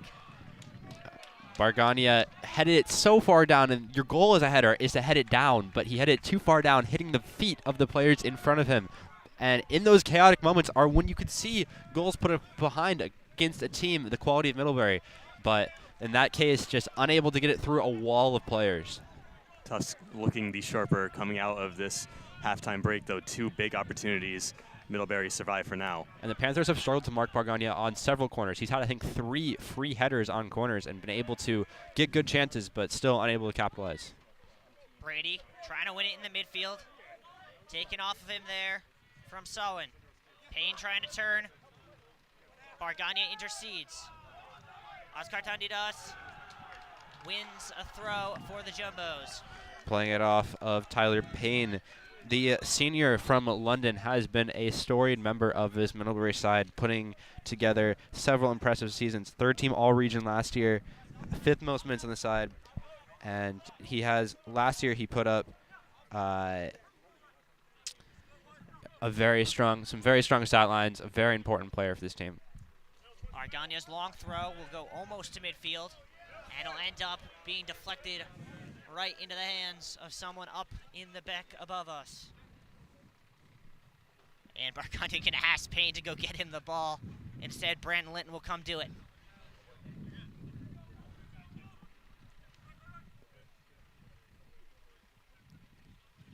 That one goes long, looking for Penske. Gherkin will send it forward. Schultz flicks it on. Will he go chase? No. It'll go out for a goal kick. Solid idea from Schultz there, but he had no one overlapping him going for the ball, and I think he didn't expect to be the one having to chase it himself.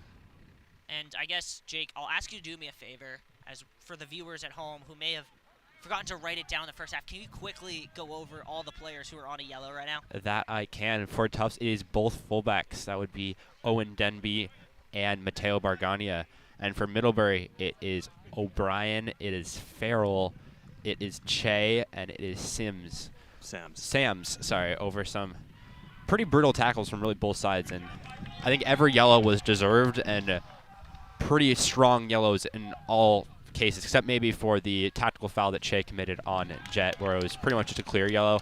All the rest of them have been pretty strong, brutal yellows. So we're hoping to see none of those players get in the book a second time, because it could really change this matchup in a drastic way, and we'd rather see the continuation of a really intense battle.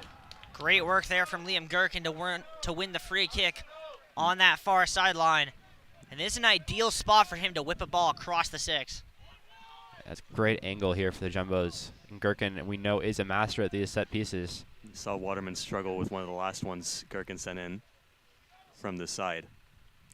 Whips it on frame, and that'll go through. Clivio will win the race. It looks like he'll just shepherd it out for a throw. He will. Bargania was again unmarked there, and if the Middlebury player had not been able to get his head to it, it would have been an excellent opportunity for the junior fullback. Schultz again to take, into the near post. Bouncing around, and it'll pop through to Penske. Back across, and we'll do another corner. Brady this time free in the box, and if he had made it through that Middlebury wall of 3 players, he could have had that great opportunity there. Jumbo's really capitalizing on these set-piece opportunities and getting chances, but unable to break through a Middlebury defense. Well, we had it in the keys to the game. The question is, can they finally take advantage? Really coming in this half very strong. That one looks to be on frame. Headed up. Akhtar Zandidas up for it. And a foul called going over the back.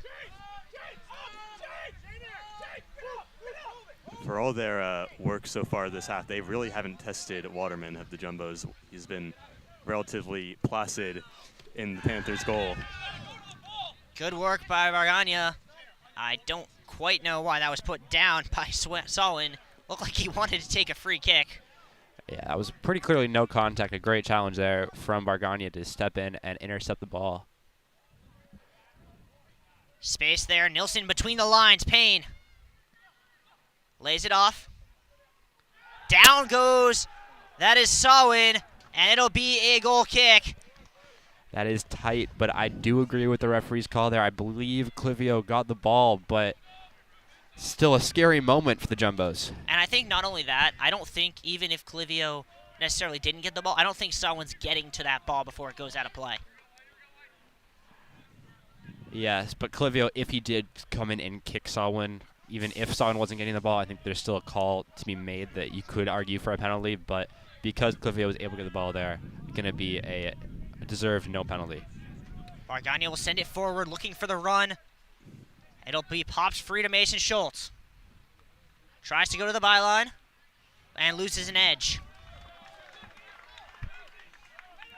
Unfortunate there for Schultz as he was trying to cut around Clayman there and get into the inside, get into creating a chance like we've seen him do several points so far. We saw him play a great ball to Octazani Dawson, really the best chance of this half for the Jumbos, but this time Clayman stepping in well, using his body, shouldering him out, and just preventing any infiltration from Mason Schultz. You can see the message from Waterman, calm it down. They have been really turbulent so far this half, have the Panthers. It's been really up and down so far. Clayman. Under hit, Bargania takes it off him, but can't keep it in play. Harder getting frustrated here with Mateo Bargania, who has had his number in this half, stepping in several times, shutting down any chance he gets. And a little bit of off-the-ball extracurriculars from Harder there. Jumbo's with a little bit more aggressive press here in the second half. And Ethan Jett comes in, gets the ball. Now Gherkin. Brady was offside, so Gherkin didn't play it, but now Jett coming. Ethan Jett towards the box. O'Brien will collect. Claiming Meg Schultz, and Payne will go the other way. Clayman will turn to the middle, between the lines to Nielsen. Given away. Schultz picks it off, and the Jumbos will look to counter. Liam Gherkin in all sorts of space here on the right wing. Picks his head up. Hard and low. And it'll be a Middlebury throw as that unfortunately clipped Gherkin on the way out. I want to go back here to the excellent defensive play from Eugen Che as Jett was going forward. Che, and essentially a one-on-two against Jett and Brady, but able to really force Jett to make a decision, tries to go in, and expertly steps in, interjects, gets the ball for the Panthers. Excellent work from the senior midfielder. Interestingly, 2 subs set to check in for the Jumbos early in the second half, and they're both attacking in nature. Yanez and Randolph going to come in at the next opportunity, so maybe Destel smelling blood, trying to get his more attack-minded players on the field to take advantage. Matt and Wad. I think smelling blood is an excellent way to describe this, as the Middlebury team has seemed a little bit on the back foot in the second half. The Jumbos really taking advantage and pressing hard, making it very challenging for the Middlebury team. This is their first real spell of possession and calmness, as you just mentioned, Waterman urging for in the second half. Clayman now, and here comes the press again. Schultz forced it wide. Sawin cut out by Penske. He's going to stand that one up, looking for Brady, but he's starting to run out of gas. And there is the call for Perkins to come in. Yeah, the press has been effective, but you need guys who are fresh, and if you want to keep it going. Denby in a little bit of trouble there. Gets pulled down by Payne, who keeps on going, but that's a foul all day. Nilsson cutting in there, trying to really continue the play, but in that case, a little bit too much. The right winger has provided a lot of great chances for this Middlebury team. He's a tricky player who loves to try to find those passes and find those opportunities. He's currently on 15 assists in his career, aiming toward marks set by previous Tufts coaches like Josh Shapiro, who's currently on 19 career assists in the record book for Middlebury. Ontic's free kick hangs up. Akhtar Zandidas goes up for it. And it'll pop free in the end to Denby. Puts Gherkin under some problems, but he's able to turn out of it. Now some space for Owen Denby, who plays it down the line. Can Brady get to it? The answer is yes. And I believe that's a corner. It will be. Brady just getting one more sprint out of himself before Perkins comes in. Might stay in for this corner. He will not, in fact. I think Desitel wanted him to stay in, but the referee called for the subs. And so some fresh faces on the field. Henry Perkins, Daniel Yanez, Luke Randolph in. And the front three going to come out with one exception. Gherkin going to get that substitution he had asked for at the end of the first half. And while Perkins doesn't have the height that Brady has in that box, he does have a killer instinct for goal. As we've seen, he's scored clutch moments in the past. In that NESCAC playoff game against Bowdoin, in that Bridgewater State game, and then in that game against Amherst, he has been who the Jumbos look to in those clutch situations. Can he get another one here? Giannis to take this corner. In-swinger towards the back post. Kept alive. Bouncing around. Free header! Saved by Waterman. Somehow he kept that out. I don't know how Feinberg didn't get on the score sheet there. Excellent play from Waterman. Great work there from Ethan Jett to not allow Dugan anything in the counter. But how on earth did Waterman deny Taylor Feinberg? Gotta give props to Penske there, running backward, able to hit the ball back into the box and create that opportunity off of the corner kick. But gotta feel like Feinberg's gotta get a little bit better on that. Gotta get a little bit better placement as Waterman able to just get big and get in the way. In fairness to Feinberg, there was almost zero pace on that ball. He had to do all of that work himself. Waterman was directly in the way, so I think that was a taken by good goal. Perkins, across. Clayman will try and restart play for the Panthers, who are on the back foot in a big way right now. Bargagna will restart play. Chips it between the lines. Clayman with a nice header.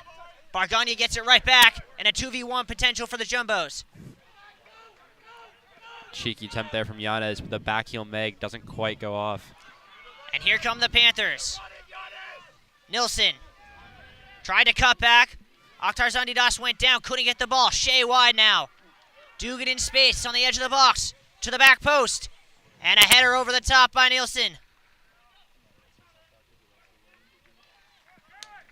And this game is opening up as we see the Panthers now getting a chance of their own. Their first real chance at this half. After the Jumbos put so much pressure on and really putting the Panthers into what seemed like a box, but they just escaped right here, getting out, getting a good chance in, taking advantage of the Jumbos' momentary lapse in concentration. That was a blistering counterattack from Middlebury. Just almost less than 10 seconds, got the ball from one end of the field to the other, forced the shot. And this is the second time that a free header has just been too high for the Middlebury player to deal with it. Luke Randolph just couldn't get on the end of that one. It'll pop free to Denby, though. He'll look to run, cuts back onto his right, whips it across. Can Randolph keep that in? No, he cannot. Jumbos, I worry, trying to force it a little bit too much at this point. We saw Bargagna on this side. He had a free switch to Denby. He chose to try and play Yanez and Randolph in a 1-2, and then we just saw there Denby playing a ball toward Randolph that was ambitious at least. And Micah, the least surprising news ever. We look at the clock. It's been 60 minutes. It's still 0-0. It really is, and especially for Middlebury, they have scored 25% of their goals this season in the last 10 minutes, so it could go on for some time more. A really poorly hit ball there from Luke Madden gives it right back to the Jumbos. Certainly not for lack of trying. There have been plenty of opportunities for both sides, especially for Tufts in this game, which is not necessarily what we saw in the Amherst game. The Amherst Mammoths really came out in that game, made it difficult for the Jumbos. They were the side in the ascendancy for much of it until eventually Tufts got the goal on the board and managed to see out the win. But this game, it has been all Tufts, at least in the second half. One thing that's definitely been consistent between the two games, the Jumbos have definitely looked better in the second half in both of them. Dugan now against Denby. Back to Nelson. Desitel telling his line to get forward. Madden switches it across to O'Brien, who has some space. Between the lines, dumped off for Clayman. On the overlap, cut out by Bargagna. Can he keep it in? No.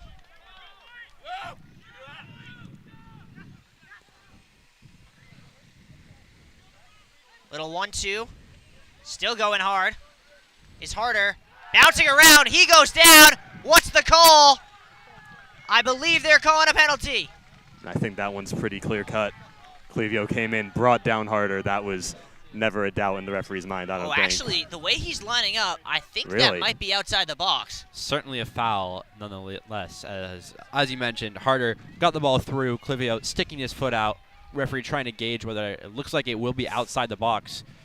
Lucky break for the Jumbos there, as that was very close. Second That's look. the third time they've gotten away with a foul on the edge of the box today. Middlebury be hoping his third time's a charm. Tyler Payne looks like he wants this, as does Colin Dugan. Jumbo's wall basically on the 6 right now. I think that ball is literally on the line of the 18-yard box. You worry if this is almost too close for Payne. Takes it quickly, and I don't think the whistle had even blown, but he missed it anyway. Yeah, and this is where you want maybe a few steps further back in order to get over the wall and down again. A little bit too much from Payne. That was impressive technique nonetheless, but as you say, just that angle is so difficult to get right. And you're starting to get the feeling that a goal is coming. The question is, which way is it coming?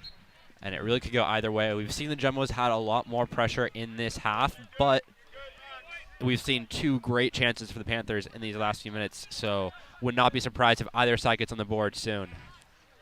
Touchdown by Harder. Taken off in by Bargagna.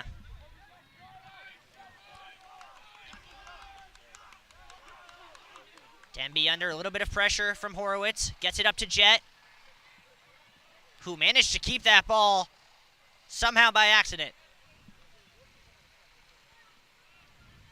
Now he has some space. We'll lay it off for Akhtar Zandidas. Giannis switches it to Penske, who has all sorts of space. He'll lay it off for Bargania, and here come the Bows.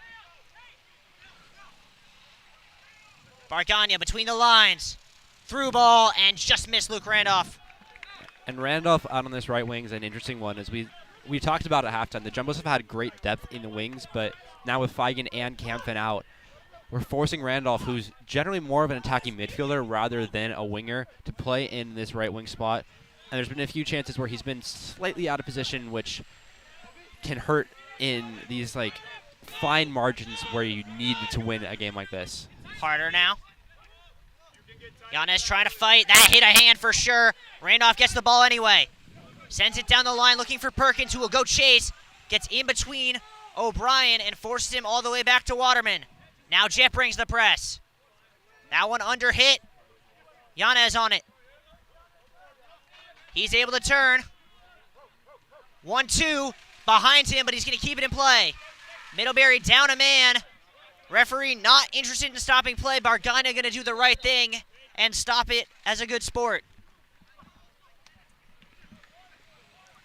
Yeah, as it wasn't a head injury, referee is not mandated to stop play, but Bargania, good choice being sporting, allowing the play to stop, as clearly there's a player in a good amount of pain. Unfortunate. Definitely no sort of contact prior to that. I'm honestly wondering the sort of effort that we're seeing in this game, if it might just be the way they're, especially the way the trainer's treating him right now, if he might just be going down with cramps. That's certainly what it looks like, and certainly what we hope for. You don't want to see anything worse than that. I mean, it feels like there's a goal coming, but at the same time, you do wonder, neither of these teams is particularly hurt with a draw. Definitely not. Especially, I think the Jumbos would be much happier coming away with the draw from this game, because they would only need a point against Bowdoin, as we said, next weekend to clinch their #1 seed. Middlebury would effectively be waiting on the Jumbos and need them to do them a favor. But Middlebury still will be happy. They will have a home game and still a decent chance of hosting the semis and finals should Tufts slip up in the first round. And speaking of that, we mentioned going into this game that both teams control their own destiny. Both teams can go into this game and take that first spot. But as said, if a draw happens, Middlebury no longer controls their own destiny. They would need a jumbo loss versus Bowdoin, which is feasible. We've seen Bowdoin almost beat Middlebury earlier this season. They're a strong program themselves. Haven't had quite the season they had last year, but still a program that really no team in SCAC, outside of maybe Trinity, you can go into feeling like you can confidently win. Yeah, I don't think that is the beauty of the NESCAC. There is no given wins with the exception of the game against the Chickens. Apologies to any Trinity viewers if you are watching. Trinity is a exceptional football program, though. They get their flowers. They get their flowers in other ways. Nicely played there from the two juniors, and Yanez will switch it wide to Denby. Whips it towards the back post. Randolph up for it, but a last-ditch defensive intervention from Cosentino. Now Harder sends one down the line for Horowitz to chase. Tries to get around Feinberg, who just takes it off him like taking candy from a baby. And then throws the candy very far out of bounds.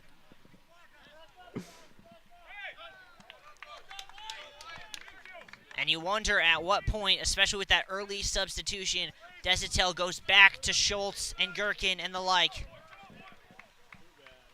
I would keep Perkins in, though. I feel like he's been very exciting up top. Randolph wins that one to Perkins. He plays Jet, who just can't quite get around him, as a last-ditch intervention from Hank Nelson. The question is, Jet has played this full second half so far, so who do you sub in for him? You could bring on one of the players who played in the first. Werner is warming up over there. We haven't seen Will Nicholas in a couple of games.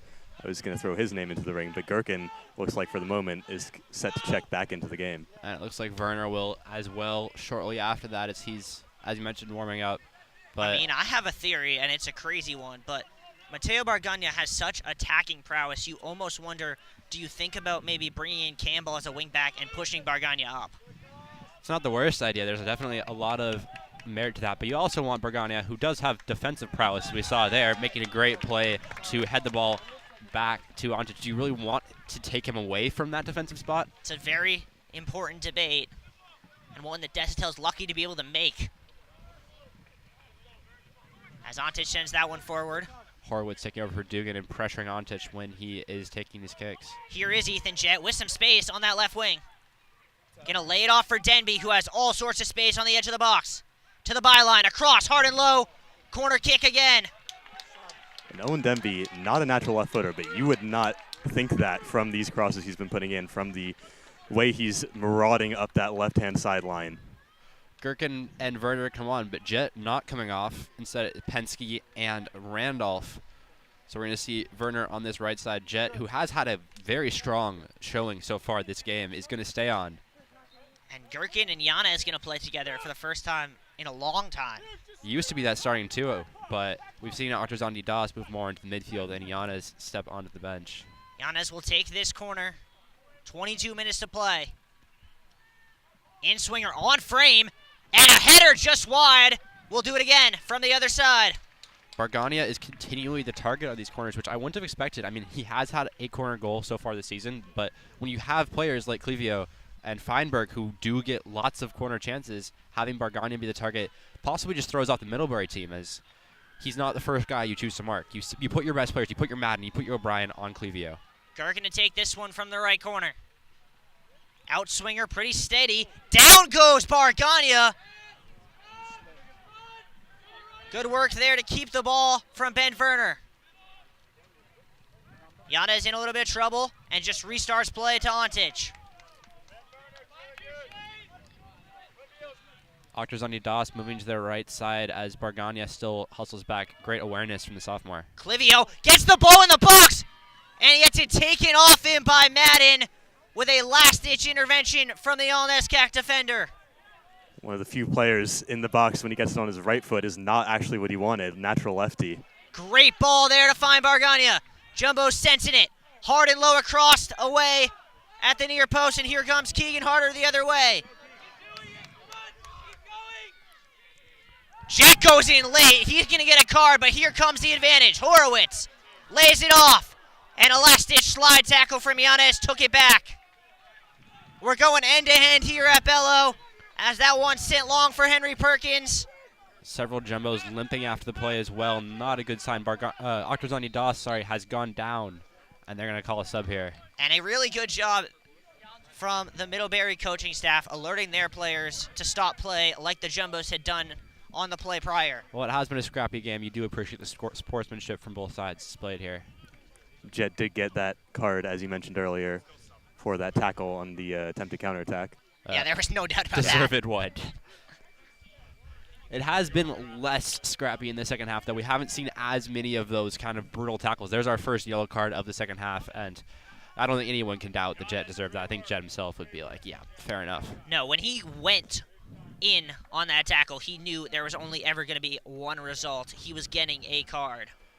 But it was a really dangerous Middlebury attack. They had momentum. They had players going forward. And Yana is stepping in with a great from-behind tackle to cut out the pass through to the Middlebury forwards. So great effort from the junior, who is known really for his attacking prowess, and we don't tend to see him as much on the defensive side, but an important intervention there.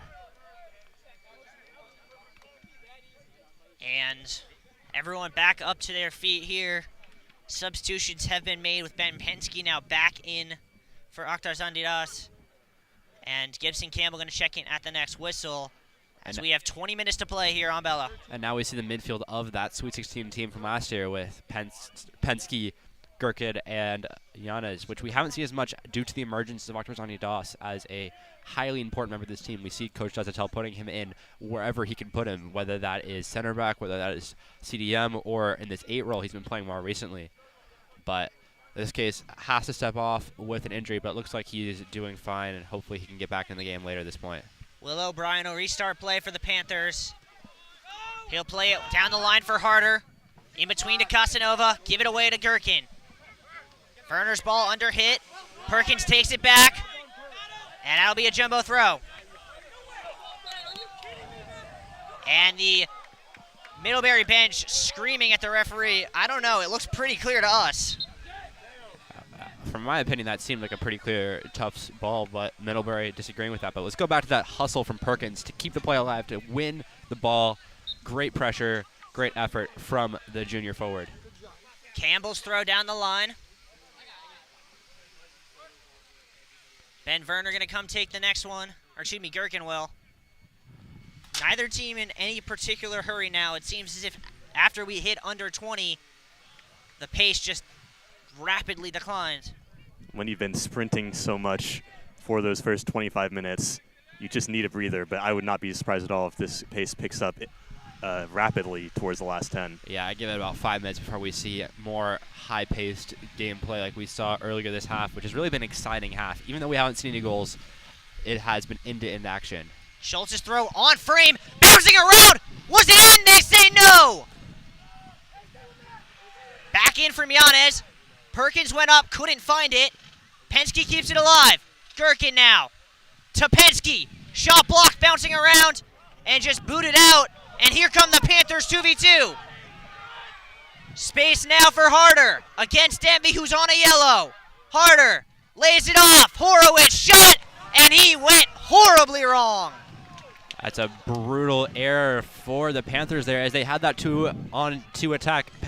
Denby, does well to slow it down, but Horowitz has got to do better there. He's got a great chance there, and we said the action would come back in a few minutes. It came back immediately after we started talking about that. Great chance for the Jumbos, then great chance for the Panthers on the counter. That is now 3 times the Panthers have cleared the ball off the line to prevent a Jumbo's goal, all off of set pieces. This is the 3rd time that the Panthers have turned that into a lightning-fast counterattack as well, as Tufts are committing more and more bodies forward. Middlebury trying to exploit in behind. Here they go again. Mason Schultz lays it off into the middle. Perkins just couldn't get on the end of it. Casanova will try and control, but Penske's going to get to it in the midfield. Can Casanova keep it in? The answer is yes. Now Horowitz, who is out of gas. Nilsson will slow it down as the Jumbo's trying to get back defensively. Space for Harder. Has the overlap from Cosentino, instead inside to Dugan. That shot across, still with Dugan. Goal kick. The Jumbos can take a breath. That was it. I can take a breath. Yeah, getting a lot of action, which means a lot of Riley's voice, a lot of talking. So good for a little bit of a breather as we see substitutions. We see Mikey Brady coming in for Perkins, who had a great shift up top, really putting a lot of pressure on this Middlebury side. Feinberg sends that one up. Mikey Brady could be in here. O'Brien trying to get over to deal with him. Gives him a shove. Ref says play on. Brady now fighting back and goes into the back of him. That's always going to be a foul. I do wonder, though. I saw an outstretched hand from O'Brien. It wasn't just shoulder to shoulder. I think that was a foul. Yeah, I kind of agree with you, but you wonder if the fact O'Brien is on a card, and you would probably, if you call a foul there, have to think about a yellow, wade into the official's decision. Yeah, I don't know if I would have gotten a yellow in that circumstance, but certainly a dire moment there, but well taken care of by the senior defender. Brady with a hard press, forces the ball middle. Dealt with well there from Payne. Madden will pick his head up. That one under hit. Gherkin couldn't get to it. Penske will, but Gherkin getting a call for the foul. Dugan has dropped back into much more of a midfield role in this half. He was playing that center forward in the first half, but there's been a lot of rotation, as we mentioned already, in this Middlebury team. We've got Horowitz, who seems to be playing more of that forward role, with Dugan settling into more of a playmaking number 10 spot. Here's Nilsson against Denby. That'll be a Middlebury throw. Good job by the referee to avoid hitting that ball while it was in play. 2 substitutions in. It's going to be Octozandi Das for Tufts, replacing Ben Werner, actually. See how that affects the formation. I'm guessing that means Yanez is going up.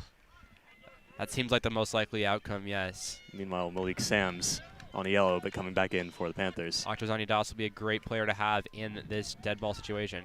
Short throw taken. Nielsen wants it back and gets it. Laid off behind Casanova. And the Jumbos did a good job denying the cross. O'Brien gonna take space, plays it wide to Harder. Pushed him wide. But the Jumbos just denying the cross. That one stood up there from Payne. Headed back across, flicked on, Ontich off his line to collect. Madden again in the air, a very strong presence, getting the flick towards Sams, but Sam's unable to get enough on it to really throw Nick Ontich off his game. And now Dugan again having the disgruntling of Ontich staying close to him. Brady flicks it on to Waterman. And Middlebury will start from the back as we dip under 15 to go in the matchup of 2v3.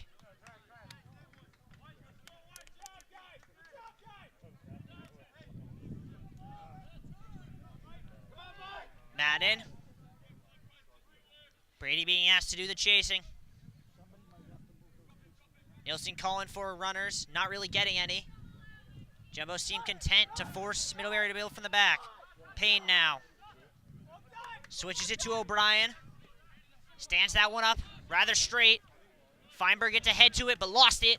Campbell clears it out. Flicked on beautifully by Brady, and Schultz is going to get to it. Jumbo's coming up. Mason Schultz against O'Brien to the byline. Goes down. Penalty. Oh, no, they're going to call that outside the box. I cannot believe it. That was inside the box. That seemed very clearly inside the box. See, if you ask me, that looked like it was inside the box, but it didn't look like it was a foul to me. Yeah, That I I thought he might was give calling you. a goal kick, but a foul outside the box is the least likely of the three things there. Two referees now going to talk about it. And this will decide the game. It certainly looked to me like Schultz went down quite easily looking for the contact. I mean, he had no one in the box as an option. They're going to give it a foul just outside the box. Liam Gherkin still arguing it. And, man, there have been a lot of close calls today, but that one's going to be talked about for weeks, if not months, if not years. I believe this is our fifth kick just outside the box that could be justified as being inside the box. This one, I think, the most clear as being closest inside the box. So Gherkin to take. Can tell you very clearly that wall is not 10 yards away. Everyone inside the box with the exception of Owen Denby. Hard and low. Schultz now can't get it on frame. And the Jumbos squander another chance. There's a strange opportunity there as Gherkin tried to go low into the near area where Schultz was waiting, but there was no one sitting behind in case it popped out. Eventually it made the Jumbos pay. We're being told by our director that was very clearly inside the box. certainly seemed that way, but unfortunately the referees do not have the courtesy that we do of looking back at the video. Get on the mic with the D3 committee and get them to install VAR. Dugan now. Lays it off for Nielsen. Hard and low across. Collected by Ontich.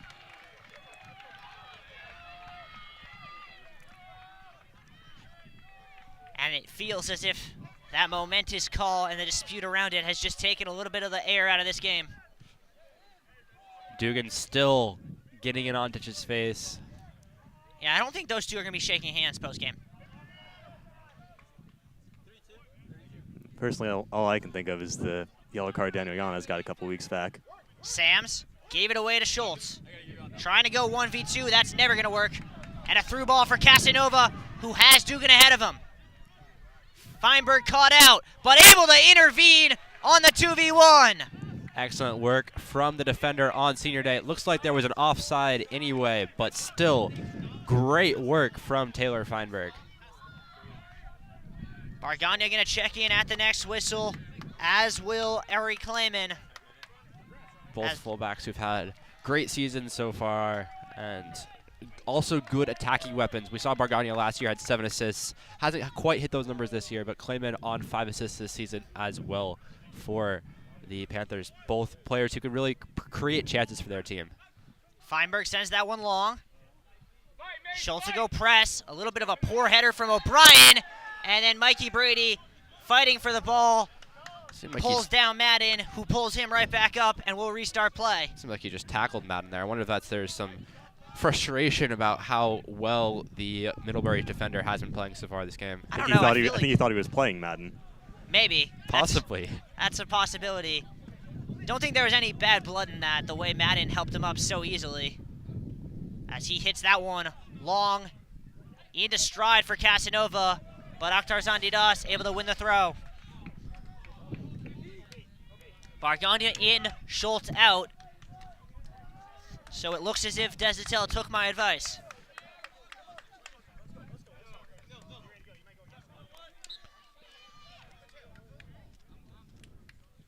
And here is the throw. Bargania took a shove. Campbell heads it forward. Gherkin chests it down. Trying to go against Sams. Sams loose touch. And taken off him by Mikey Brady. Has Giannis to his left to lay it off. Giannis cuts back with a shot. Save! And no one there to follow up. Penske now. Wide to Bargania. Hard and low. It'll be a corner. One of the best chances for the Jumbos so far this half. A great shot from Giannis cutting into his right foot. Waterman makes a good play off of it, but Brady ran a bit too far in following it. Was behind Waterman and unable to get on the end of it.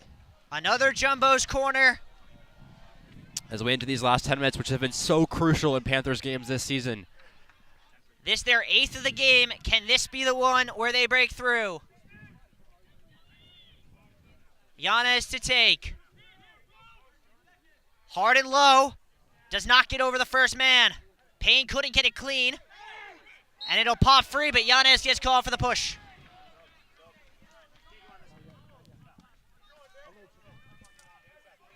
Shane Farrell saying set to come back in at the next whistle for the Panthers, as they want all of their quality on the pitch for these last 10. Everyone going to be sent up as this is do or die time for both teams. Casanova, the super sub. Payne plays it through. Dugan could be in. Clivio gets it away. Middlebury throw with 8.5 to go. Farrell coming in was the player who committed that yellow card offense early in the first half, which really set the tone for that first half. But this second half has been a lot cleaner, with the exception of several fouls just on the edge of the box or possibly inside the box, which have had large impacts on this game. Malik Sams out, Farrell in. Clock will start again at 8:37. To the near post, flicked on, touchdown, jumps back, and Ontich clears it.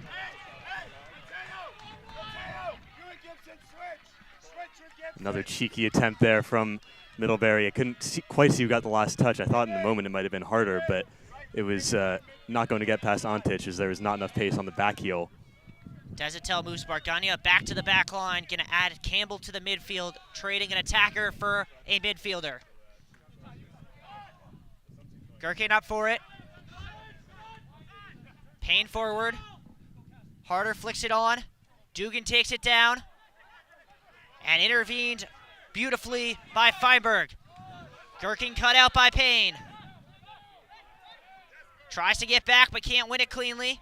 Campbell with a great slide tackle gets ball. And Mikey Brady will go chase that one that's going to hang up. Waterman looking in the sun, but still able to collect that well. And you wonder at what point Ethan Jett might check back in for the Jumbos, as Campbell, not really a natural winger, but is a pacey player who can create chances of his own. I think Coach Desatel really wants Bargania to be overlapping. We heard him instruct Campbell to stay more in central, allowing for Bargania to get around him. O'Brien still with the ball, looking to distribute, and does to Cosentino. Jett now going to check in at the next whistle, as will Henry Perkins. Space for Farrell, through ball, just behind Harder. Middlebury have yet to have a corner today. That's a shocking stat.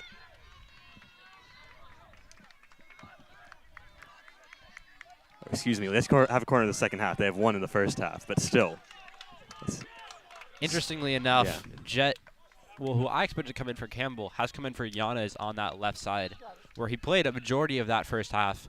and a good part of the second half as well. That one hangs up. Nielsen through for Jet. Can he get there?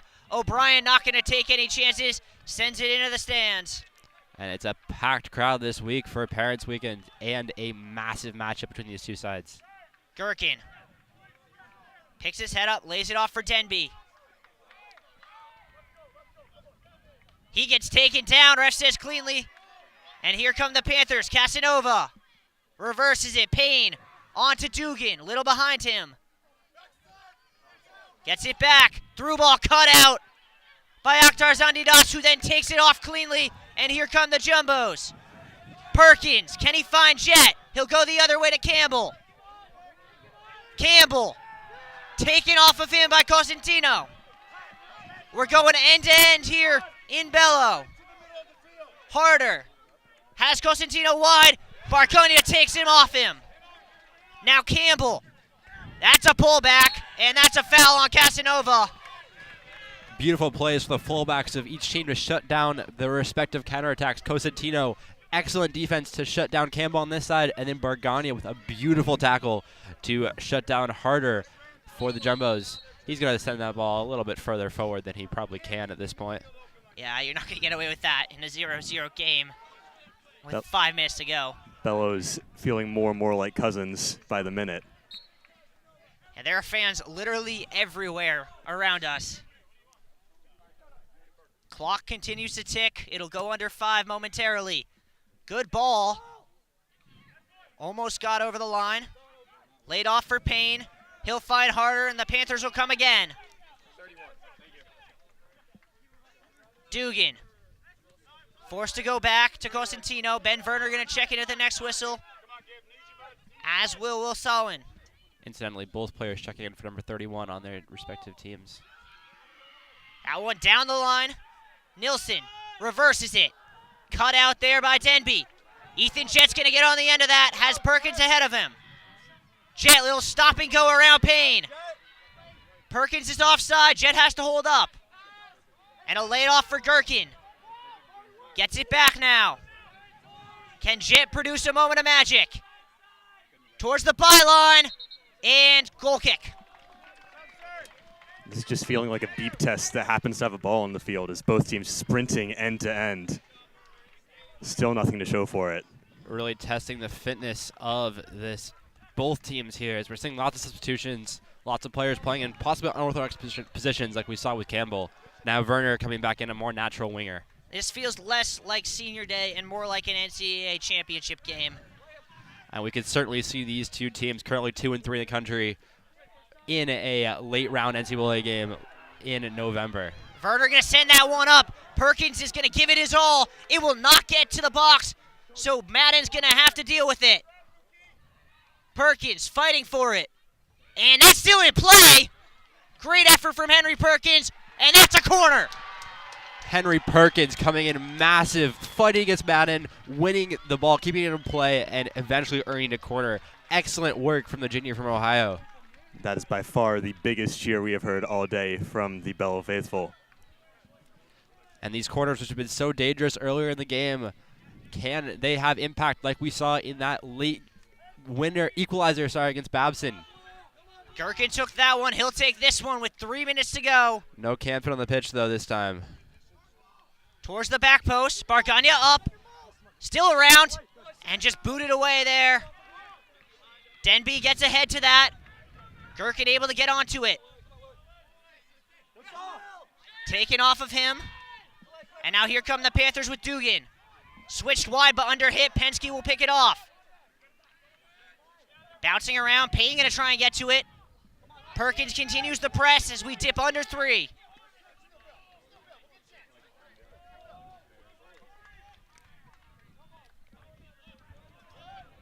Panthers looking to go. Switched wide for the run of Harder, but it might be overhit. He's able to keep it in play, but loses it to Bargania and then commits the foul. 2.5 minutes remaining. And really, both teams putting their all out here, trying to get the win. We thought that there possibly could be played for a draw, but really neither team showing that, which is great to see as we get to watch a really entertaining last stretch here. Well, you say that, But Alex Walsh checking in. I think at this point, neither team would be particularly upset with the draw.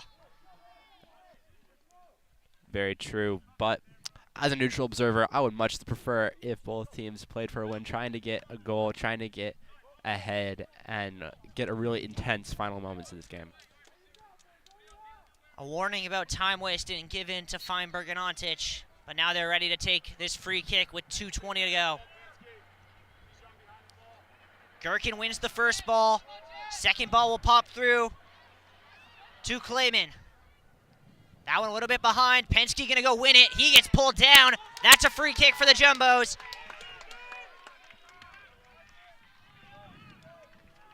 Clevio gonna stand over it. Werner's got space on this right side if he can find him. Yeah, we'll see what the plan is here. Clivio looking for some runners. Gonna send it up down the channel looking for Ethan Jett. Perkins got the first head. Missed the second ball, but it's gonna come to him anyway. He'll lay it off for Gherkin. Gherkin, deflected, away. Not all the way out. Owen Denby. Can he be the hero? Still going, Denby. And he loses it. Jumbo's caught out now. That one, looking for O'Brien, who's going to keep it in play and wins Middlebury a throw. We will have substitutions with 1:19 to go. Clock does stop on these substitutions, which is very important because they could take off another 20 seconds if not stopped.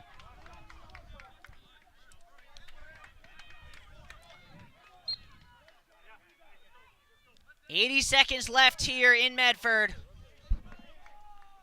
Shane Farrell. Cosentino now back to O'Brien. Jumbo's bench screaming as it's taken by Werner. Perkins. Werner gonna go chase O'Brien as we dip under a minute.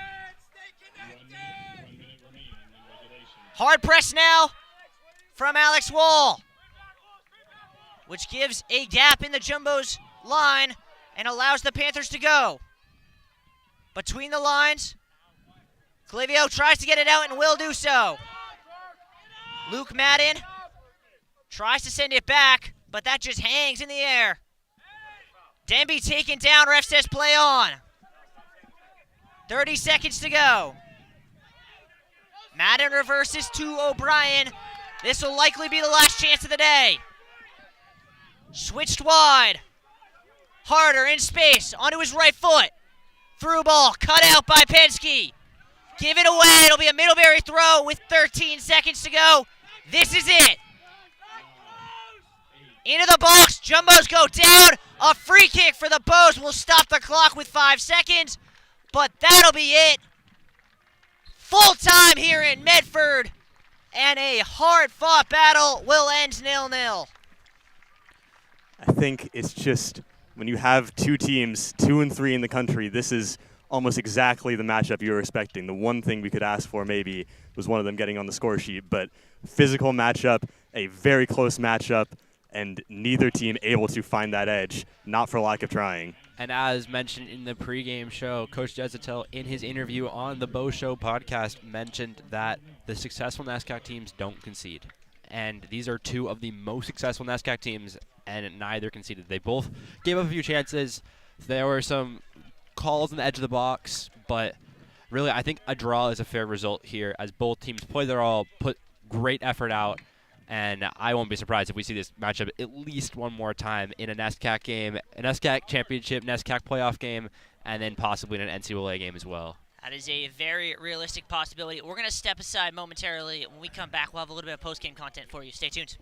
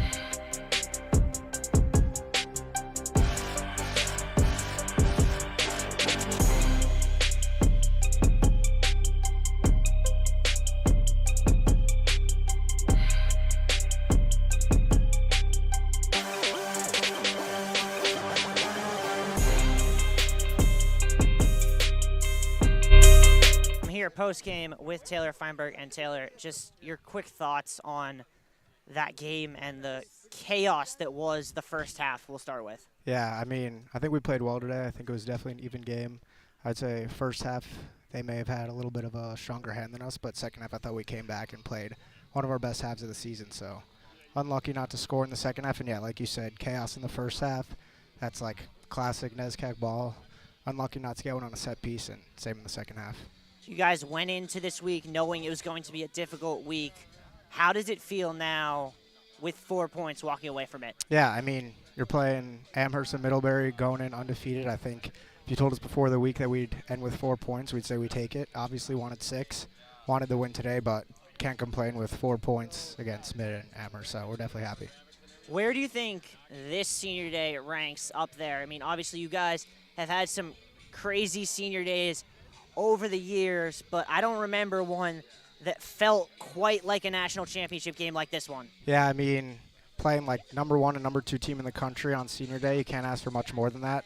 Obviously last year we had like the last minute winner, which was exciting, but can't ask for much more on senior day. All our parents, families here, and one of the best matchups in the country. So. And I guess that brings me to my last question. You guys were number 2 coming into the week, got a big win on the road at Amherst, got the point here against Middlebury. What do you think the odds are you guys are number 1 in the rankings come Tuesday? I mean, there's a chance, but we care more about being ranked number 1 at the end of the season, so we'll see, but that's not really well, that is the right mentality. That was Taylor Feinberg. I've been Riley Daniel. Thank you all for tuning in here to JumboCast. Make sure to stay tuned. Women's game kicks off in about 45 minutes. Thank you.